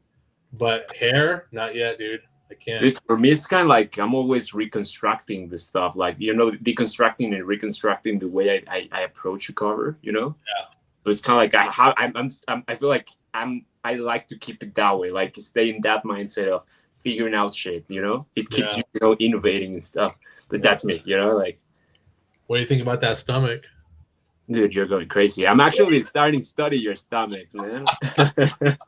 Abdominal muscles on a female are different than a male's. Yeah. They run longer. Basically muscles in general on a female run longer than a man's. But yeah, if you want to just put a little bit of tightness on a female stomach without overdoing it, it's kind of like you just do those side ripples, Yeah, kind of like instead of going round on the bottom of it, right? Yeah, don't make those individual abdomen bricks, like don't. Yeah, the bricks, dude. Yeah, those bricks are stupid, dude. Yeah, I only do bricks on a man, but dude, you got muscle. That one drawing you were doing just for fun that one day on stream, and that guy was just like yoked. Oh yeah. When I was like doing muscles like on top of muscles, dude. I was just like, even like on here, you can tell more in the nude version, but I even start putting like veins in the skin. Yeah, you know what I mean. It's just fun, dude. Yeah, Black Betty. But yeah, I just penciled this like 15 minutes before the show or something. So that thing's freaking awesome, dude. I can see. Dan, I just sent you the Sugar Pop cover. I'm okay. Can I share it? Yeah, no? Well, I mean it's your cover, man. Whatever you want. One of the things that I think Macomb's talking about is those Fists of the North. I was trying to draw like Fists of the North Star. What's that? It was when he was talking about how he just started drawing some guy all ripped and shit. Like, yeah, the guy was just beast mode, dude. Yeah, I'm terrible with like dude muscles, bro. I'm gonna study some of that stuff, bro. That was my first jam, dude. Like just studying like how Jim Lee and all these people did muscles, Yeah. And then and then drawing women was way harder, dude. Yeah, dude, that happened to me exactly the exact way, man. I had a problem with like I would kind of figure out how to draw a guy, and then after that I would try to learn how to draw a girl, and then after that I would have to relearn how to draw the guy, and then have to relearn how to draw the girl. Like it wasn't sinking in. Yeah. So it took a while, but I got it eventually. Dude, my dude looks so femme, dude. It's like so bad, bro. Like I have to really concentrate on getting some manly features going. For me, it's been like when I started actually drawing girls all the time was when I started working with you then. So it's kind of like nowadays when I go back and redraw guys, I kind of like be in a mood set. Like I have to tell myself, to like, you already know how to draw them, like, because I start drawing them a little bit more feminine and like, fuck, you already know this shit, just concentrate. Yeah. But it's fun, man. I can't find that drawing, dude. I'm gonna look for it. I'm gonna go crazy now if I don't know where it is. My bad. I don't even know what I called it.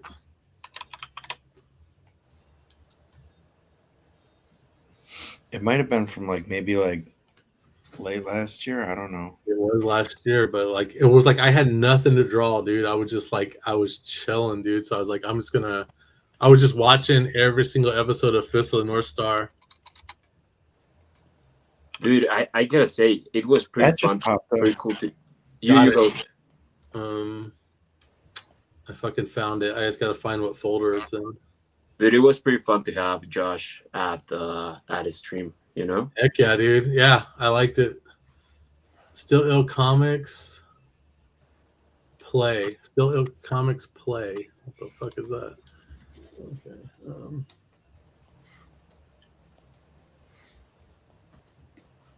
There's something called Play. Oh, I found it, dude. Yeah, this is when I was doing this shit. Look at. Yeah, bro. I was just like messing around, dude. Like I'm trying to get that Fist of the North Star face. Yeah. But yeah, I'm just like, this is that. Dude, that's freaking awesome, dude. Yeah, that looks better than Fist of the North Star. The anatomy in Fist of the North Star is a little weird. Yeah, but this is the anatomy that I know. All shredded up. When I draw, not like Rambo 1, but Rambo 2.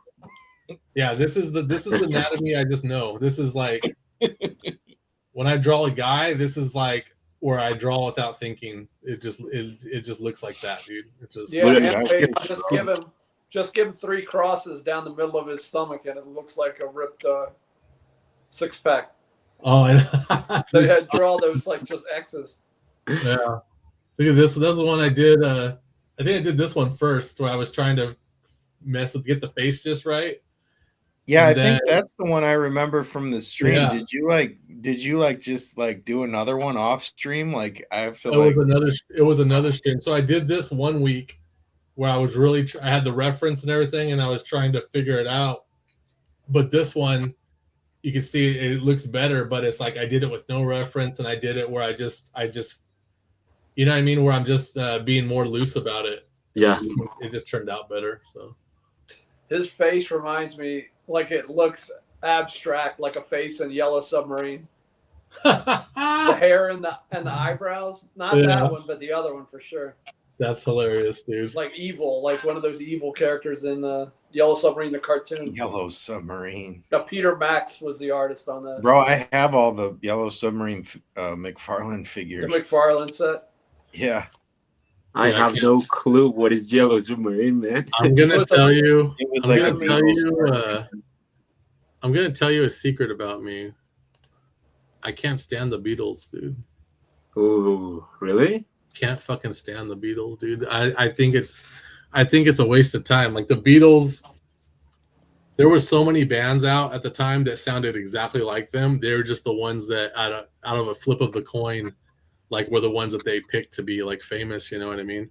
Yeah. It's just I don't see anything cool about the Beatles. I'm not a big Beatles guy. Yeah. How many of those bands wrote 75 to 100 hit songs? Yeah. Like, how many songs did they write though that are memorable? Yeah. It's a lot, but they don't connect with me. But Yeah. But there's something memorable about them. The hairstyle. Man, everybody had that hairstyle, dude.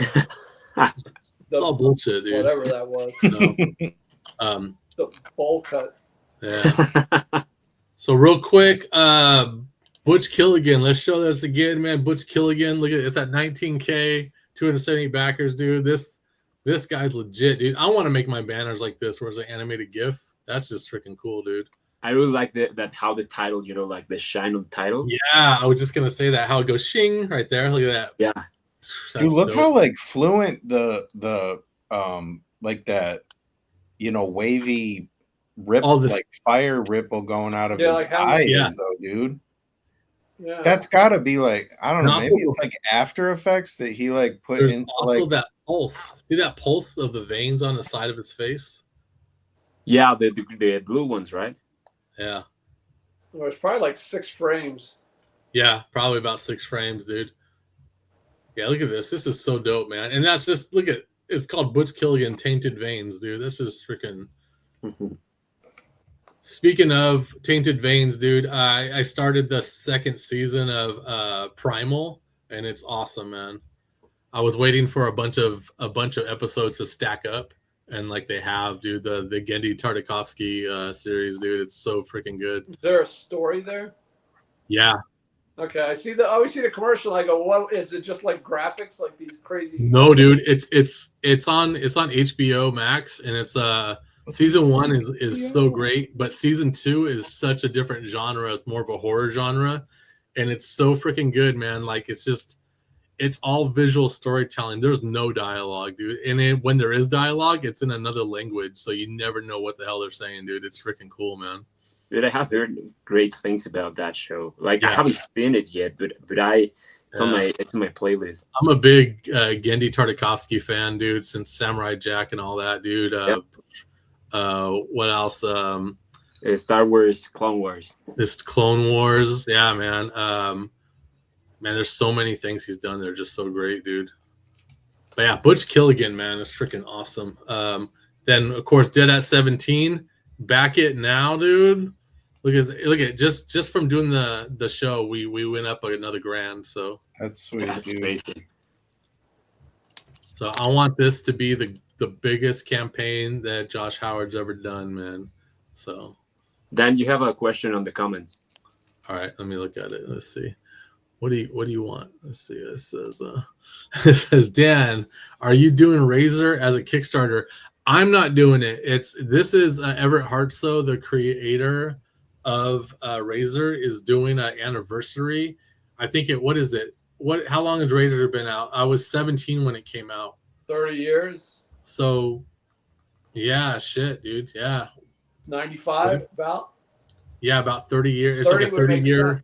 It's a 30-year anniversary Kickstarter campaign that's coming out soon. So I don't know. I don't know the release date. Dude, Big Titty Goth Girls #7, dude, is rolling up on us soon, dude. Dude, I if you- love that art Dude, style. When you show it to Cirque me, is the shit. Cirque It's- is so dope. But the thing That's about Cirque? Cirque, yeah, this is Cirque du Soleil, dude. That's Cirque is so dope, but it's like, but the thing is Cirque is so dope at drawing his own characters. Other people's characters, you can tell he messes. It's like a little bit like it's more of a struggle, you know. But look at this, dude. That's and his coloring is getting so much better too. brother. But to be fair, it's really tough to translate characters. You know. Oh to your yeah, art. dude. It is, dude. But man, yeah, I'm a big fan of this series, dude. Yeah, it's freaking awesome, man. And then this I don't know when it's launching, but I do like the character style. Punky's Arcade. But then Loogie, dude. Loogie's supposed to come out, I think, next week or wait, no. Yeah, like in about 6 days, dude. That's crazy. So I talked to Caden, the creator, and we're gonna do a cover trade. So I have a deadline of when to turn in my cover, but I don't know if I'm gonna make it. He said if I don't, he'll just bank it for the next issue. But Dude, you have to have it for this issue, man. I know, dude. I know. So I got to see if I can get that. Right now, I'm working on getting Zombie Tramp 60 to get the lettering done. So that's the most important thing right now. I got to get that lettering done, man, so I can go to print. Yeah. But yeah, this is Loogie's a dope character. His artwork is so good. Murder Mary just dropped, I think. I like this yeah. too. We got a Drax cover right here, right? I didn't know it. I think it's launching next week. Oh yeah, Like- it hasn't launched yet. Look at that. I saw Mike tease the face. I knew that was you right away on and what the fuck was yesterday. Because of the eyes, right? You can just tell when you look at it, dude. The coloring and everything that's yours, dude. Yeah, it was a zoom up, close up of the face. And then also like your whole like thing of where you have to put the logo into the artwork. Dude, I love to do that shit. You know? Yeah, that's your jam, dude. That's what you like to do, man. I was actually gonna ask you if I should do that for this sugar pop, but I did left some space on the one I sent. All right, let's see this sugar pop. Oh my gosh, dude! Alexa Lowe turned in a sugar pop cover, and it's amazing, dude. Let me see. Are we checking it out today too? Yep, I'm gonna share it right now. I didn't even notice that she sent the high res. I gotta. Let me see. Look at that, dude. Oh shit, man! Isn't that dope? Yeah, it's beautiful. Alexa paints her covers, man. It's crazy. Yeah, she's all Procreate also, man. Yeah, I'm telling you, dude. Procreate is the shit. Yeah. And then the risque version's awesome. I'm not showing it here, but it's like the sword's all bloody and everything like that. It's really cool. Yeah. So let me see.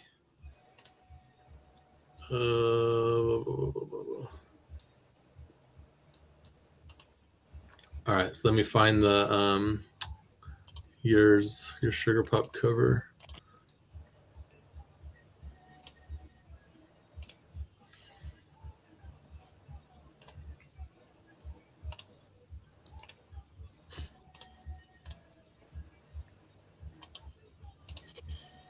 So this is your layout with the. Yeah, that's cool, dude.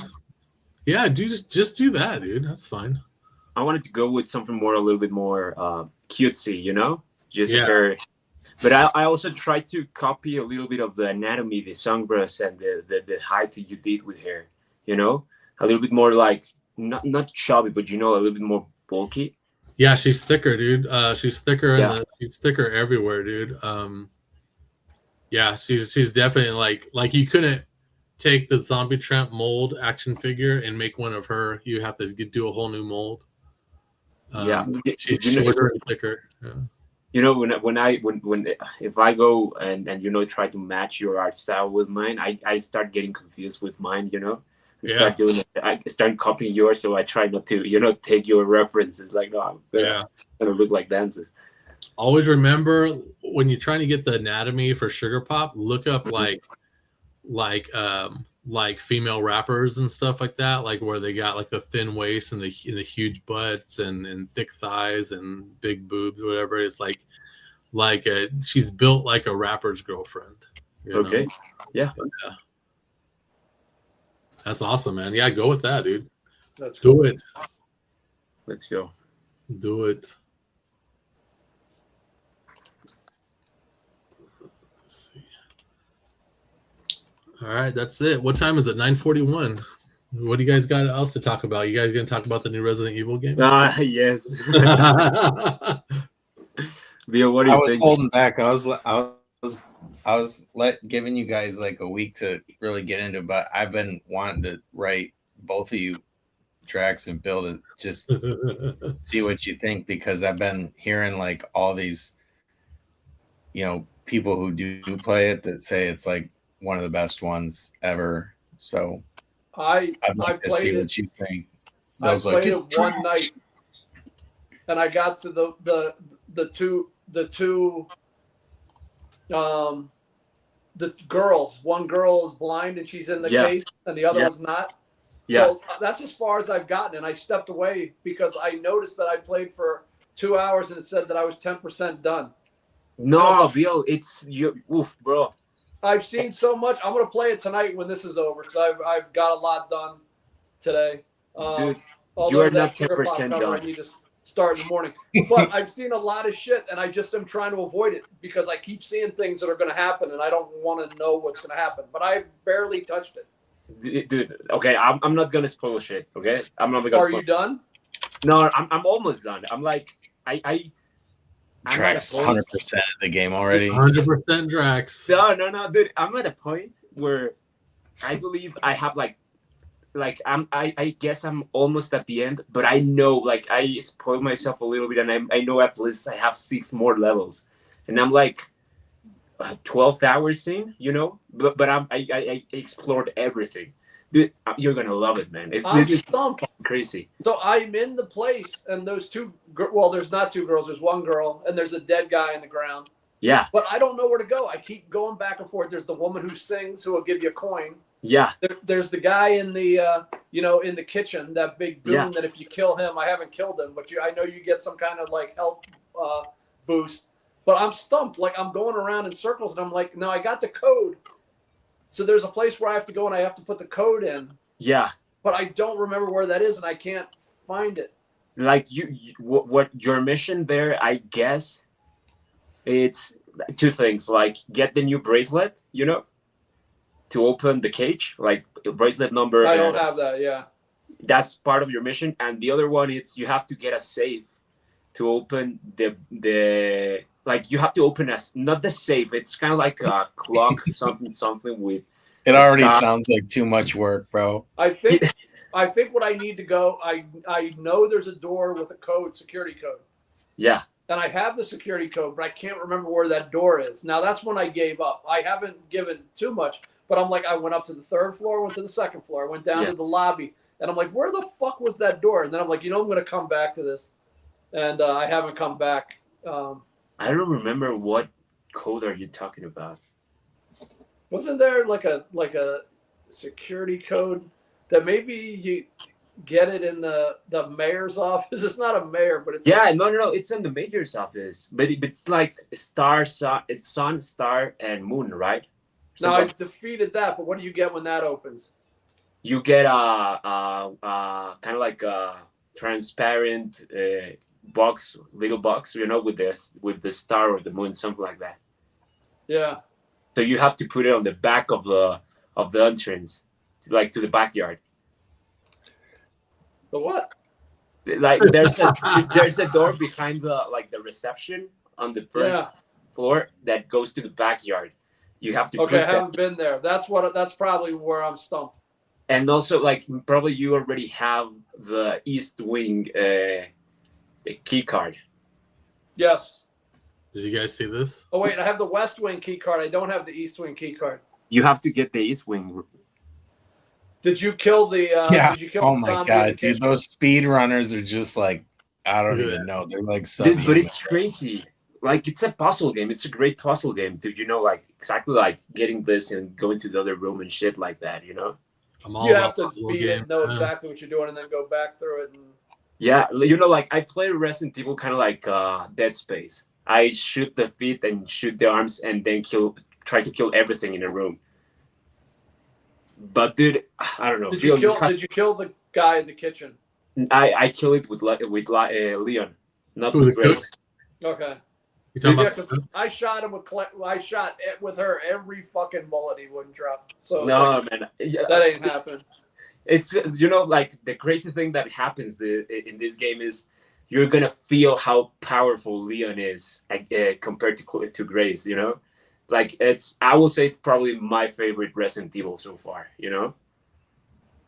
Yeah, I killed her. I killed the singing zombie. The singing chick? Coin. Yeah. This is I would totally want to do a cosplay cover of this character, dude. The singing chick.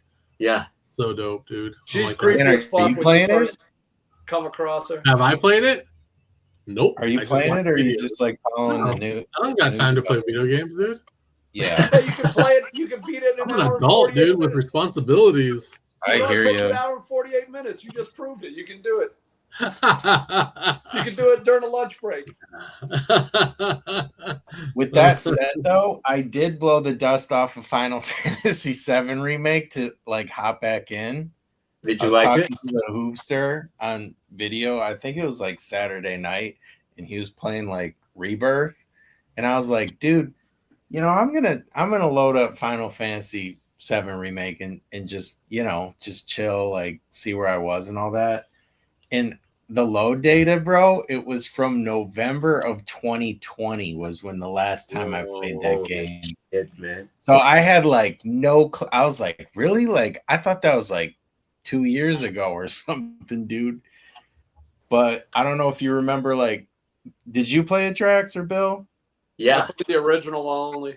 I Just- played the okay. remake. Do you know in the remake the Hell House thing? Yeah, you're right there. I was like, that's like where I stopped. So like right when I started playing again, I didn't even know I had to play that Hell House thing. I was up till like 2 a.m. trying to beat that thing. I finally beat it. It took me like 4 times, but Dude, the Hell House is pretty difficult. Dan, you're gonna remember it. You remember when you're at the Dawn tournament or something on the regional one, and you have to go in that tournament against the house, like a giant house that sprouts like arms and fire or like breaks in half or something crazy. You remember that or not, Dan? What's up? Oh, I'm sorry. I'm reading the comments on Instagrams. Bopotamus has been dropping crazy comments, man. I'm gonna go back and read every single one real quick. Man, look at this shit. Oh, is she still on? She's probably the only one on. It's like, is Dan really live? Is that really Bill McKay? I'm freaking out now.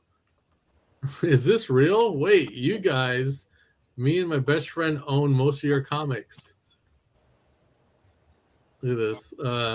I have a Zombie Tramp figure. She's the one. There's more. Anyways, man, she's just blowing it up in here, dude. That's cool. Awesome. She's commenting that she's still there. Okay, that If night you're still there, find us on YouTube, dude. So that's where the real feed's at, man. So we could see your comments and we can answer them.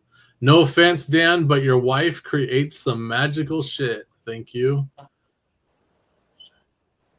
And I wish I could see more Cannibal Kitten. She's actually working on some Cannibal Kitty stuff right now, dude. It's like so Cannibal Kitty comes out when Knight says so. It's not my character. I let go. Let it go. Let it go. Smart. Yeah, so crazy. Hey, that night when we were talking and I screenshot Resident Evil right before it went live. Yeah. And I was playing, and I had sent that in the group chat, and I was playing when she's going through with the flashlight through the hotel. Yeah. And that was when Mike responded, and my messenger went bing, and I like fucking jumped. Dude, yeah. I was jump the biggest scared jump Bill in the game, had nothing unintentionally. to do with the game. Dude, what do you think of the first section with the blind monster, dude? I thought it was super, like, when she breaks the light, I was just frustrated that she moved so slow. It's like, run, bitch, run. Yeah. That shit outside in the city was amazing. Like the fucking scenery when he's out in the city street, like the way the intro, walking down the street. Now, is the FBI so understaffed that they have this? The only person they have to send to investigate a murder is the girl whose mother was murdered in the very same hotel. Yeah, dude. But I think that was a setup. I think that. I'm sure it's I say that, but I know because that has to be. That doesn't seem. It seems kind of very unplausible. I don't know yet, but probably there's a note or something like that, She should have questioned that one. That's just rude, That's not nice to do to somebody. And also, like, you can't, like, Grace, she gets nervous, when she's at that scene. It's like she almost cannot handle a gun because of her anxiety, So, like, why would you send her? That's crazy. Yeah. Yeah, your mother was killed in this very same building. Go investigate a murder in that same building. We don't have anybody else. Please. Yeah. And even when she wakes up, it's like, dude, I don't know. I've been loving the gameplay of, the difference between Leon and gameplay and fucking Claire, Claire, no, Grace. It's like playing like with Ethan. Oh, I said Claire also, yeah. Like it's like playing with Ethan on Resident Evil 7. And dude, like Leon is fucking John Wick, man. It's crazy. He's I looking a saw little some haggard. clips, dude, and I was like literally thinking the same thing. Is this Resident Evil or is this like a John Wick game, bro? Like, That first thing when you get the chainsaw and they just keep coming, it's like, all right, already. Yeah, man. Like how much is it gonna take to bring somebody down with that fucking chainsaw? Dude, but how long have we been waiting for having the fucking chainsaw available to just go crazy with it? It was satisfying, but it was a little. It took a while. They just kept barreling in one after another. Yeah. so Bill, Yeah, you it said has all you the played great for about Resident 2 Evil. hours. What's that? You said you only played for about 2 hours. Yeah, about 2.5. Oh man, that's not much at all. You should be done with the whole game by now. Didn't you see that post? Yeah, you dude, know the what? speedrunner did I'm terrible. 145, dude. You're slacking. I'm already at 15 minutes over, 12 Yeah, minutes you're over. 15 minutes behind, dude. Now you know why I put 30 hours into fucking into Chronos, the new whatever that. When you saw how many hours I put into Chronos, you were like, you played it that long? Like there's no reason, but it had to be like it was accumulating time when I wasn't playing. Dude, I haven't been able to go back to Chronos. Like, I'm happy they just put out the new update where you can lower the difficulty. Like, I want to play that shit like Dead Space, going nuts and killing everyone. That's the greatest thing. That's the internet. When they posted that thing about how they gave it a new level so you can play it on a lower difficulty, and you tagged me so I'd read it, and every fucking comment on the thing was, "Oh, it's so easy already." Man, why? Everybody was like, that game's not difficult at all. You just gotta know what you're doing. It's like bullshit. Dude, it's bullshit. Like, if you're gonna play a horror survivor, you're looking to have fun and be a little bit challenging, right? But not Dark Souls. Like, it's crazy the challenge on the Chronos game. Yeah, Dark Souls to me is too. Oh, Demon Souls. That piece of shit. Like that's a $60 to play 20 minutes over and over until you smash your TV. Dude, I told you, I love that game. Dude, Demon Souls? Dude, all of the Souls like it's so unforgiving. Them. But it's tedious because you got to do 20 things. But if you just misfire once, you got to read. That is not fucking fun. That's tedious. Bill, that's the point. It's an anime fight. When you barely fucking made it out of the boss fight, that's when you're like, yeah, fuck yeah, Not when the whole game's like that though, and you just can't make any progress. And you play for 4 hours, you do the same thing for, and it's like you make no progress whatsoever, and you walk away going, "Do I really want to come back and do that again tomorrow?" That is not enjoyable to me. Dude, I spent like when the DLC came out of Elden Ring, I spent like 3 days trying to get to the DLC because it's blocked behind the boss fight. So, dude, I spent 3 days just grinding the shit out of it, learning the moveset, changing my build just to be able to kill this guy and move forward. Dude, it was like, I was like, yeah, cinema. I was like, fuck yeah, man. I made it, So did you beat the DLC also? No, I haven't been able to. No, it's too difficult, man. Yeah, I tried Elden Ring a few times. And I just got too frustrated with it. I'm sure I could have got it going. I traded it to a friend for something else. I was like, I'm not starting this a 4th time. I really don't. I've had enough. I know it's a good game. It's a really good game, man. You, Mike, do you guys have played something lately? Did you ever get any farther in Red Dead 2? No, I haven't played Red Dead in a month. And the last time I played, I only played for an hour. And I kept getting into fights on purpose, and it was crazy. That's the thing with Resident Evil. I know if I play it, I'm going to sit there for 3-4 hours. Whereas I've been playing Call of Duty because I can jump in for 10 minutes here and there. Yeah. So when I need to wind down, that's the thing for me, like to play video games and stuff, like a game that I really want to play. I need to know that I'm going to be left alone for 3 to 4 hours, where no one's going to bother me for 3 to 4 hours, dude. Yeah, like Call of Duty, like if I do the treadmill every day, and usually when I'm done with the treadmill, I'm like fucking got to catch my breath. And to me, that's like, you know what? Now it's 15 minutes to play Call of Duty, catch your breath, have a Gatorade, some water. and then get back to work. But if I played Resident Evil, the whole day would be gone. I wouldn't get anything done. Yeah. So I'm waiting for those perfect times to be able to drop 3 hours here and there. Dude, Gatorade's gonna poison you, bro. Is Gatorade bad for health? Fuck yeah, dude. Nah, you know what? It was when I had my surgery. Like I had no energy, and they so I bought a bunch of Gatorade. They're like, just drink as much Gatorade as you can, but I don't plan on continuing, and I don't buy it regularly. Yeah. But it was just man. I needed the salt and I needed everything that the bad stuff also in my system. I know which one I love is the vitamin water. Those ones are kind of like they hydrate you, but I feel like they don't have that much salt and stuff like that. No, What is it? bad for you, bro. I don't think it's the salt as much as it's the active ingredient in It's not salt. antifreeze. Salt's not bad for you, dude. Too much salt is bad for you, but salt's not bad for you, dude. I drink salt every day, dude. I put natural Celtic salt in my water every day, dude. And but like too much salt's bad for you. Like if I have like Burger King or something, I'm fucked up, dude, because of all the salt in the meat and all the salt in the fries and stuff like that. Yeah. But it's like, so it's society lied to you about salt being bad for you and cholesterol being bad for you. Your brain is made of cholesterol, dude. It's like fucking bullshit. Like it's just, I could go on and on about it, dude. But man, it's a thing, man. Like it's to put blame on natural ingredients as something that's bad for you. Look at that product and look at the chemicals that are being put in it. And that's the shit you should be blaming that's fucking you up, dude. Like, Yeah, I said salt, but I just mean the whole fucking product. yeah, like things that have the word Dex in it, dude. Anything dextrose or anything with Dex in it, dude, is gonna kill you.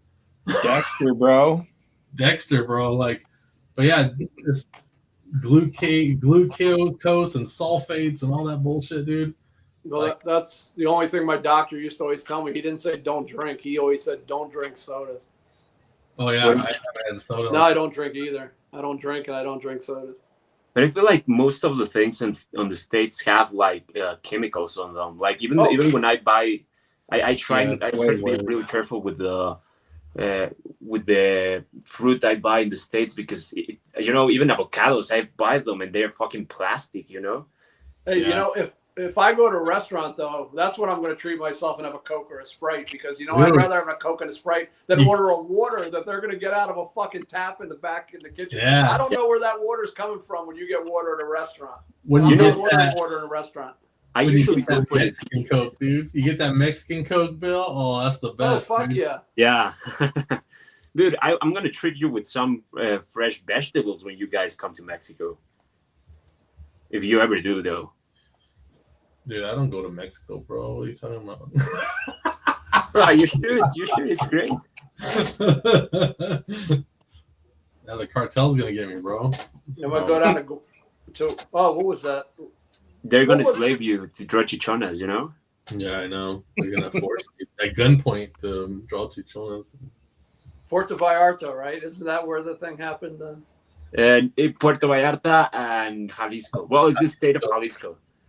Okay, and that's like That's crazy because Puerto Vallarta is a tourist area. Yeah, bro. tourist spot, Yeah. right? Well, but it's right beside Guadalajara, and Guadalajara has always had a narco Yeah. stuff, like even the cartel it was named what was the name? Cartel de Guadalajara Nueva Generación, like new generation of Guadalajara cartel. Oh shit. So it's been kind of like always there, kind of like that, Yeah. Where was Fantasy Island? Fantasy Island was not in Mexico, bro. It wasn't off the coast of Mexico? Nah, Which one? but Mr. Rourke and Tattoo were both Hispanic, bro. Oh yeah. Yeah, man. Don't forget Ricardo Montalban and what was Tattoo's real name? I forgot. Hervé Villachez. There you go. Hervé. Hervé. Yeah, that guy was out You know of that, his mind. Drax?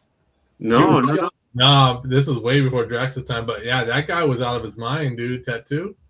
Yeah, there was a show in the 70s in the U.S. called Fantasy Island, and people would come to the Fantasy Island, and there was it sucks. You don't need to know. No, it's good, dude. It's good. Don't listen to him, dude. Think about this, Drag. Okay, it's you go to this island to seek out your fantasy, your greatest weekend ever, right? And you go to this island, and all of a sudden that fantasy comes true because Mr. Rourke, who's the host of the whole island, he's a warlock, dude, and he can make anything fucking happen, dude. And then he has a little henchman, this little midget dude, fucking Tattoo, and like that's his little henchman and shit. Did you ever see the episode where Tattoo gets in a car crash and he dies, dude?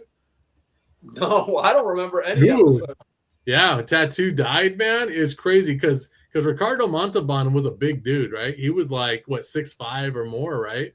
The actor playing this guy.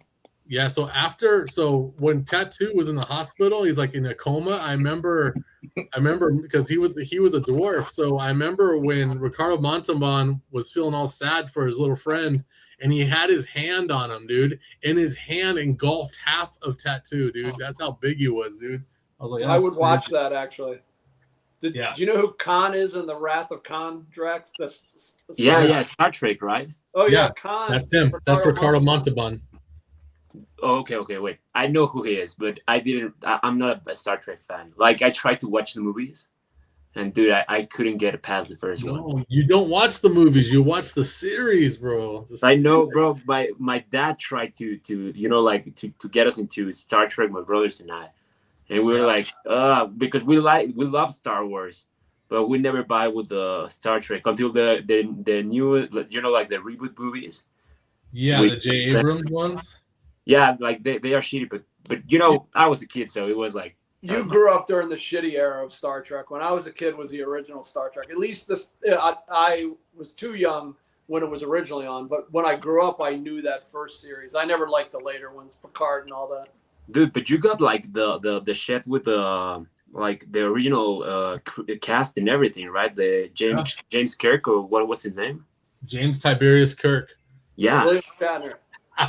Dude, the guy I love is the actor that played Spock, man. That guy was shit, man. Yeah, Leonard Nimoy, man. Yeah, to me, that's the only Star Trek for me is the original series from the 60s.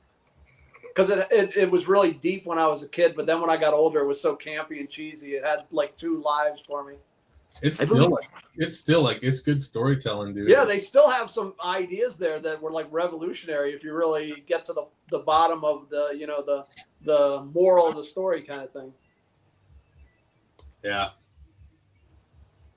But there's some Twilight Zones and stuff like that too that are just like really thought provoking that you don't get in TV these days. Yeah. I feel like you guys, like even when I was little, there were things less censored, for kids. Like they really allow you to think through stuff. Like I remember even Star Wars, they used to cut hands and heads, and you as a kid didn't really process, the violence. But I feel like it allowed you to have more complex storytelling and more thoughtful, messaging instead of being that like, I don't know, like the range of anything. Like I feel nowadays everything is just super censored. Rise of Skywalker, bro. It's like a perfect movie. Yeah. What is? I'm kidding. No. I thought you were saying the first one. No, the Rise of Skywalker. Rise of Skywalker. Yeah, I was kidding. Which one is that? The first one of the new trilogy? Yeah, I was like, which one? No, is it's that? the last one, dude. Oh, the last one? No, the first one of the new trilogy was J. Abrams put that together, and it was cool, dude. Like I saw promise in it, dude. And then I didn't think it was that bad. It just they kept handing it off to different people with their own ideas, and it just kept ruining it, dude. It's kind of like how Josh Howard says that when he first made Dead at 17, he had no end game. He would just writing it, making it up as he went along, and that's exactly what happened with that new Star Wars trilogy. People were just making that shit up as it went along. Like J. Abrams did the first one, but he did a layout of how the other two went. Yeah, it was, and they strayed from it because you get directors and producers with their own egos in that shit, and they want to make changes, and then you're stuck with a big mess. So then when you get to the third one, And he's like, Jay Abrams, can you come back and fix this? And he's like, I'll do my best. So he did his best, dude. But it's it's just whatever. Yeah, I agree. Those came fell back. apart. I can't even remember the last two. They just were so dull, and I could care less. How amazing was the very first one, the one of the new trilogy? What's that chick's name? Ray? Yeah. At the very end, when she lands on that fucking island and Luke Skywalker is meditating and he stands up and she holds out fucking like Ben Kenobi's fucking lightsaber and he's looking at it and she's looking at him and it just cuts. That's the end of that episode. How amazing was that, dude? That Yeah, it was awesome, dude. It got you hyped. And then It got you hyped, you're like, oh, dude, this is where they're gonna go. Then that prick that made that movie Looper fucking takes over in the next one, and then he's just like, hold it, I know it'd be funny. Let's make it where he just takes a lightsaber and throws it away and says, I don't want to do this. I was like, that's the fucking dumbest thing I've ever seen. All Stick to Looper. All I could think when you were saying that was how then Luke bites into that thing and it all drips down his fucking face, like how stupid it got immediately when it picked up in the next film. Yeah, it's just garbage, dude. But the sad part is like they didn't even have to go to the sequels. Like I was good learning of stuff like my favorite Star Wars movie might be Star Wars Rogue. What was the name? Rogue One is one of the One. best. It's one of the best of the newer movies. It's perfect. It's solid, complete. When you watch Rogue One, when you walked out of that theater, you're like, I just saw a Star Wars movie, and it felt like Star Wars and everything. Yeah. It was amazing, dude. And it gave you the fan service, just enough fan service, like with the clips that fired you up for the franchise, but gave you a whole completely different story that was self-contained in one film.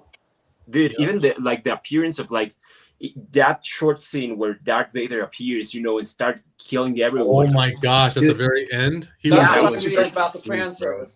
Dude, like me growing up seeing the old movies, I did like them, but I didn't like the action, and I didn't get like visually the threat that Darth Vader was. But when they put that together, it's like, okay, I now understand. Like even when you play, when you play Star Wars Fallen Order, a spoiler alert for everyone that is watching the stream. But at the end of the game, when you fight Darth Vader, don't ruin it. I only played Survivor. When at the end of the day, when you fight Darth Vader, it's when you get like, oh shit, I can like you feel like with Cal Kestis, you feel like a fucking machine killing everything, right? But by that point, and getting through Darth Vader is like, oh shit, I get why this guy is so dangerous, And I feel like they have been nailing Darth Vader in shitty products like Obi-Wan and stuff like that. Dude, Obi-Wan the series, dude. It was cool. It wasn't the greatest, but that scene when Darth Vader shows up and he just starts ripping that whole spaceship apart, dude, to get to them, dude. Oh my gosh. Dude, that was the shit, man. He stopped that ship from leaving and then he just started ripping the shingles off of it, dude. I was like, that's the shit, dude. Yeah, dude, but that's the thing. It's like they can make good products, Yeah, it's just well, Catherine Kennedy's leaving now, so she's done. Yeah. Yeah. No, like, and also like you can see things in the comic books now that is like they have so much great ideas, Yep. I don't know, like, dude, I don't know.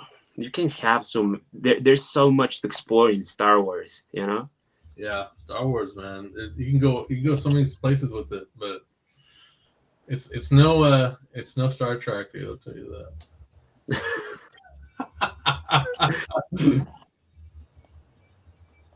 Fucking Star Trek's the shit, dude. The one I'm obsessed a little bit more lately is Aliens. Alien? Oh man. Alien's the shit, dude. Dude, I love the hard sci-fi, like Dead Space. Dude, the first Alien was a horror movie. The second Alien with James Cameron was an action movie.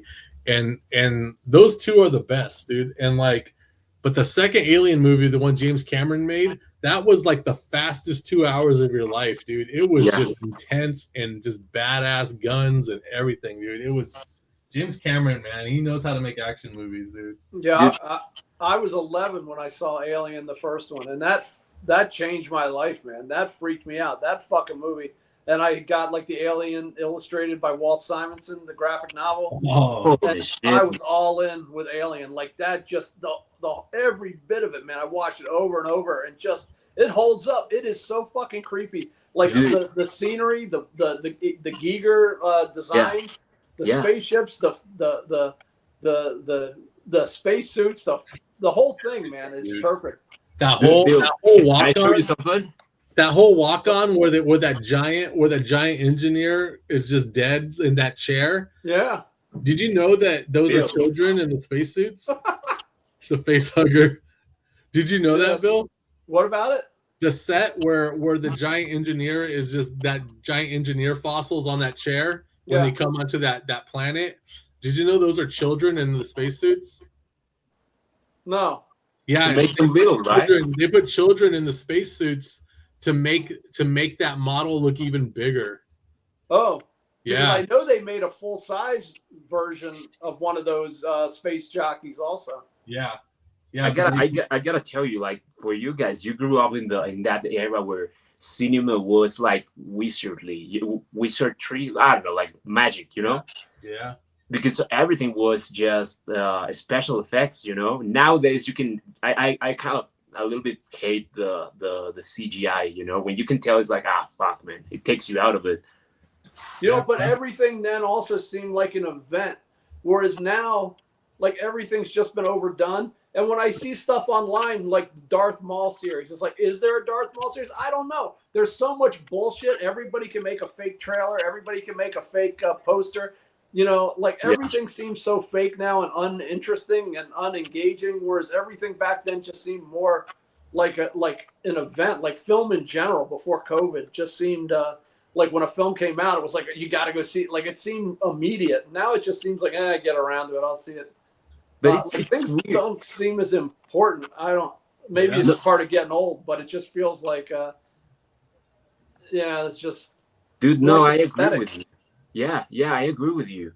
It's just weird because when I'm in the States, I do feel that way. But when I'm here back in Mexico, like people still go to the cinema, you know, and do like kind of like assist to movies and dressed and stuff like that. You know, it's kind of like, I don't know, maybe it's a little bit like I do agree with you. It's just weird. I don't know what had happened in this, you know, period of time. That movie seems cheaper. Have you guys heard of a documentary? And I always pronounce this guy's name wrong, but he's a Spanish film director and sci-fi writer, Jarodowski, and he worked with Mobius. Like he had done. Yeah. Oh yeah, dude. He had written some stuff with Mobius, but he had this project that he wanted to make a movie of Dune before Dune was made. And he had this ambitious project where Mobius drew the entire book. Like there's a hardcover book of the entire book drawn out. And there's a documentary about the production of this film. And eventually it was doomed. But the artistic people like Giger and Dan O'Bannon, who went on to, like, they ended up making Alien. This whole crew wouldn't have happened if this movie had happened. And so these people, when the project fell apart, they went on to make Dune, and Dan O'Bannon was one of the guys, and he ended up going on to Return of the Living Dead, which is a little lesser, and then he died early. But this film and just the scope of this film this guy was trying to make it, this documentary for people, creative people, storytelling, artistic film, you know, people, like it's called Jodorowsky's Dune, and it's a documentary, and goddamn it, I recommend it as much. Awesome. I didn't know I knew about how Mobius did all that work, dude. Yeah, there's like 3 copies in existence of the book. Yeah. I never knew they made the documentary, dude. Yeah, dude, I neither. But can I tell you something then that you said talking with Josh? What? You said like I think it's a good thing that Bill mentioned Mobius, because you then mentioned like you were a fan of Josh when you were younger, and you know like you really like the simplicity of his work, you know, like more the cartoony thing, the simple art style against what everything was back then, right? Yeah. I feel like something that I really love about Mobius is like that progression of his work, you know, like how have you seen guys the how at the beginning it's super detailed and, you know, over the top and everything is crazy, And the last book, have you guys seen the last couple of comics he put out before he died? It was just like simple, like none detail. And he used to say like, dude, I learned to draw everything just to forget it, Yeah. and draw the simple things. And I feel like that's the thing, like that's, I don't know, like for me, Mobius is like the grandmaster of comic books, of what we're doing. It's just like crazy. This guy had like all these ideas and all this respect of deconstructing his own artwork and work. It's just fucking crazy, dude. You know who Egon Schiele is? I don't know. Egon Schiele, dude. He's the same way, dude. Like he's like this dope ass artist. Like Peter Chung is the animator. Yeah, he made Aeon Flux. All that's designed after Egon Schiele's art style. Oh, that's crazy! I didn't know that. Yeah, but he had quotes and stuff like that where it's just like in order to draw like this, you have to learn like you have to learn how to draw perfect and then know how to destroy it afterwards. Like it's crazy. Mobius was pretty massive for me. Like I was all Marvel and DC, and then I found Mobius and heavy metal. And like I remember the day Mobius died, it was a rainy Saturday afternoon, and when I heard about it, I cried, man. It like kind of fucked me up. That was one of the few people that when they died, it caught me off guard, and I was just emotionally, it was just kind of like that didn't happen many times in my life, but it happened with Mobius. What about when Akira Toriyama died? Not at all. Dude, I was doing when Akira Toriyama died, I was doing this show, dude, and someone in the comments told me, dude, they're like, "Hey, Akira Toriyama died," and I was like, "Are you?" I just looked at it and I was like, and then someone's like, "Yeah," and I was like, "What the hell?" And I looked it up. I looked it up on the internet, and sure enough, man, and I was just like, "Fuck." When I heard that, I probably said, "Who?" Yeah, he probably did. Yeah, I was not a Dragon Ball guy. Never got. Dragon Ball just went over my head. I never. That's so funny. Well, Anyways, the only person I know who didn't like Dragon Ball or just wasn't into Dragon Ball was me, probably. I mean, it's hard to go through it. It's really long and at the same time it's a little bit slow. It's kind of like I had friends that were passionate about it for years though, and I just never got me. Yeah, I think. I mean, going back 20 years plus.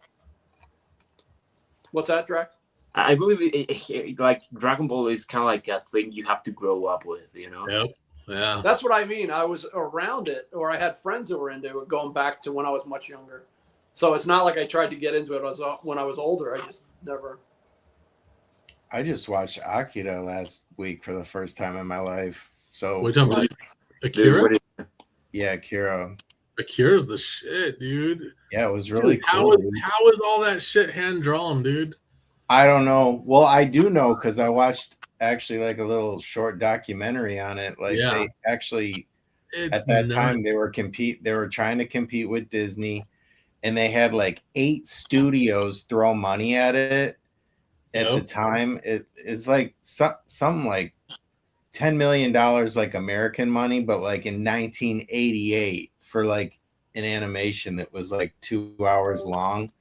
And it was actually rendered out at 24 frames per second. So everything was like fluid and everything in the background was actually like moving around. I mean, like everything's on 24 frames per second. And when you transfer it to film, it's 29.96 frames per second or some shit. It's like, it's like practically like real life. But I was just like, dude, I'm like, you know what? I really got to watch that because it's just one of those like, that I have to see. And I was just like, there was so much stuff in that I was just like, oh man, like, Stranger Things or like The Matrix or like all this stuff that like was, it's like, oh my God, this guy was doing this back in 1988. Like, like when he like stops, like the blasters at him and stuff. I'm like, bro, that's like Neo. Like they Neo, they like totally stole that. Or just like, when he's at the end like, when Tetsuo was mutating at the end, dude, how crazy! Dude. Yeah, I was like, dude. What? I couldn't draw one frame of that, let alone it moving and like expanding and That's crazy. Bill, you never seen Akira? Well, I saw that. You know what? I had a VHS bootleg that I rented from Jeppy's Comics in Silver Spring, and it was just in Japanese. Watched it like 30 times before I finally got an English. So then it was at the Biograph, which was an art theater in DC that played porn movies at night, but played art movies during the day.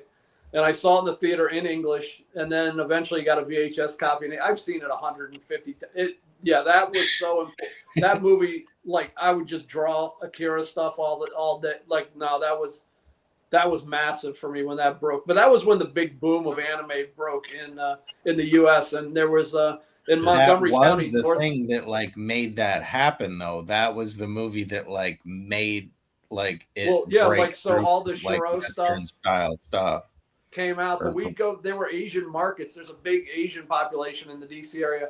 And we go to Asian markets and just rent VHS tapes, not knowing we were getting anime stuff and like dub it, you know, and then take them back, like rent 5 or 6 at a time. We were trying to consume anything we could, like Japanese animation at the time.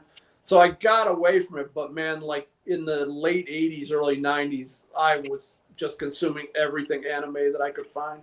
Dude, honestly, I feel like manga-wise, you know, like the storytelling that manga used to have back when there's before and after Otomo, you know, like when this guy created Akira and the complex of the storytelling he was playing around, you know, you can really see how it affected not just the Western market of, you know, like buying and consuming anime, but also like the manga, like the shifts people started working with on storytelling after this guy came.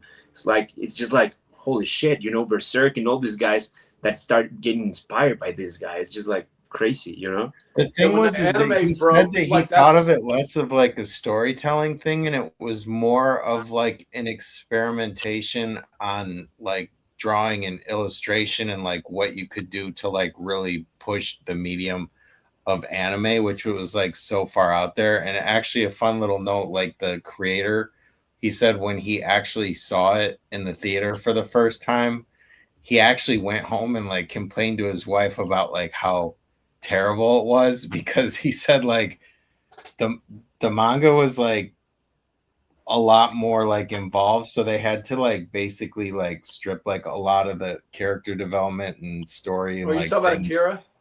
Yeah, the movie's half of the manga.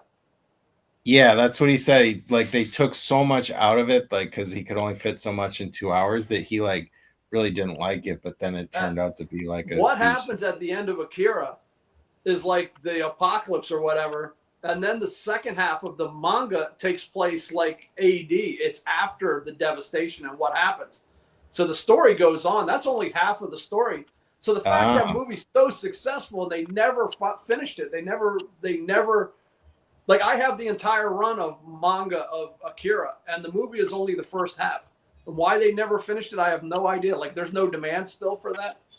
I mean, probably, but at that time there was like, they said there was like basically like 24-hour, like people were working in 24-hour shifts for like 3 years to like finish. You can produce things, you know, easier as time went on. Yeah. But at this point, who will you trust to do Akira? Like the second part of Akira, you know? I'll say like the only one I think it might be Miyazaki with Studio Ghibli or maybe Mappa, you know, but even so, it's not enough, you know? Yeah, it doesn't make sense to do it now. I just mean with the years following, though, that was such a success that I'm surprised that they hadn't done it. And all those talks of making an American remake, I just hope they don't do it. It's going to be shit. Yeah, dude, it was cool, man. I'm up for suggestions for like must see like 80s and 90s like anime stuff, because I always watch the newer stuff. But Captain Harlock. Oh man, Soraya came in from Instagram, the only one that was on Instagram asking things. So thanks for coming on here. She said she's like, I came over here, but you guys aren't answering anything on these posts. Should I leave? And it's like, but yeah, if you ask us a question, we could probably answer it. But we're trying to get better at that. We're trying to get better at it, dude. What, are we still on the air? I thought we were just shit talking. Oh no, man, we're still on the air. I'm gonna push the end button right now. Wait. Should we answer your comments before we go? Like, like no, there are none, dude. No. Nuh-uh. So, all right, it's 10:27. I gotta go brush and floss. It's past my bedtime. I gotta get up early. I gotta go to Jackson. I gotta pack 200. Not pack, but put shipping labels on 200 Sad Girl Psycho Baby packages and get them to the UPS for you guys. So with that, I bid you guys adieu. Thanks for coming on. We'll see you guys next week probably. So Later.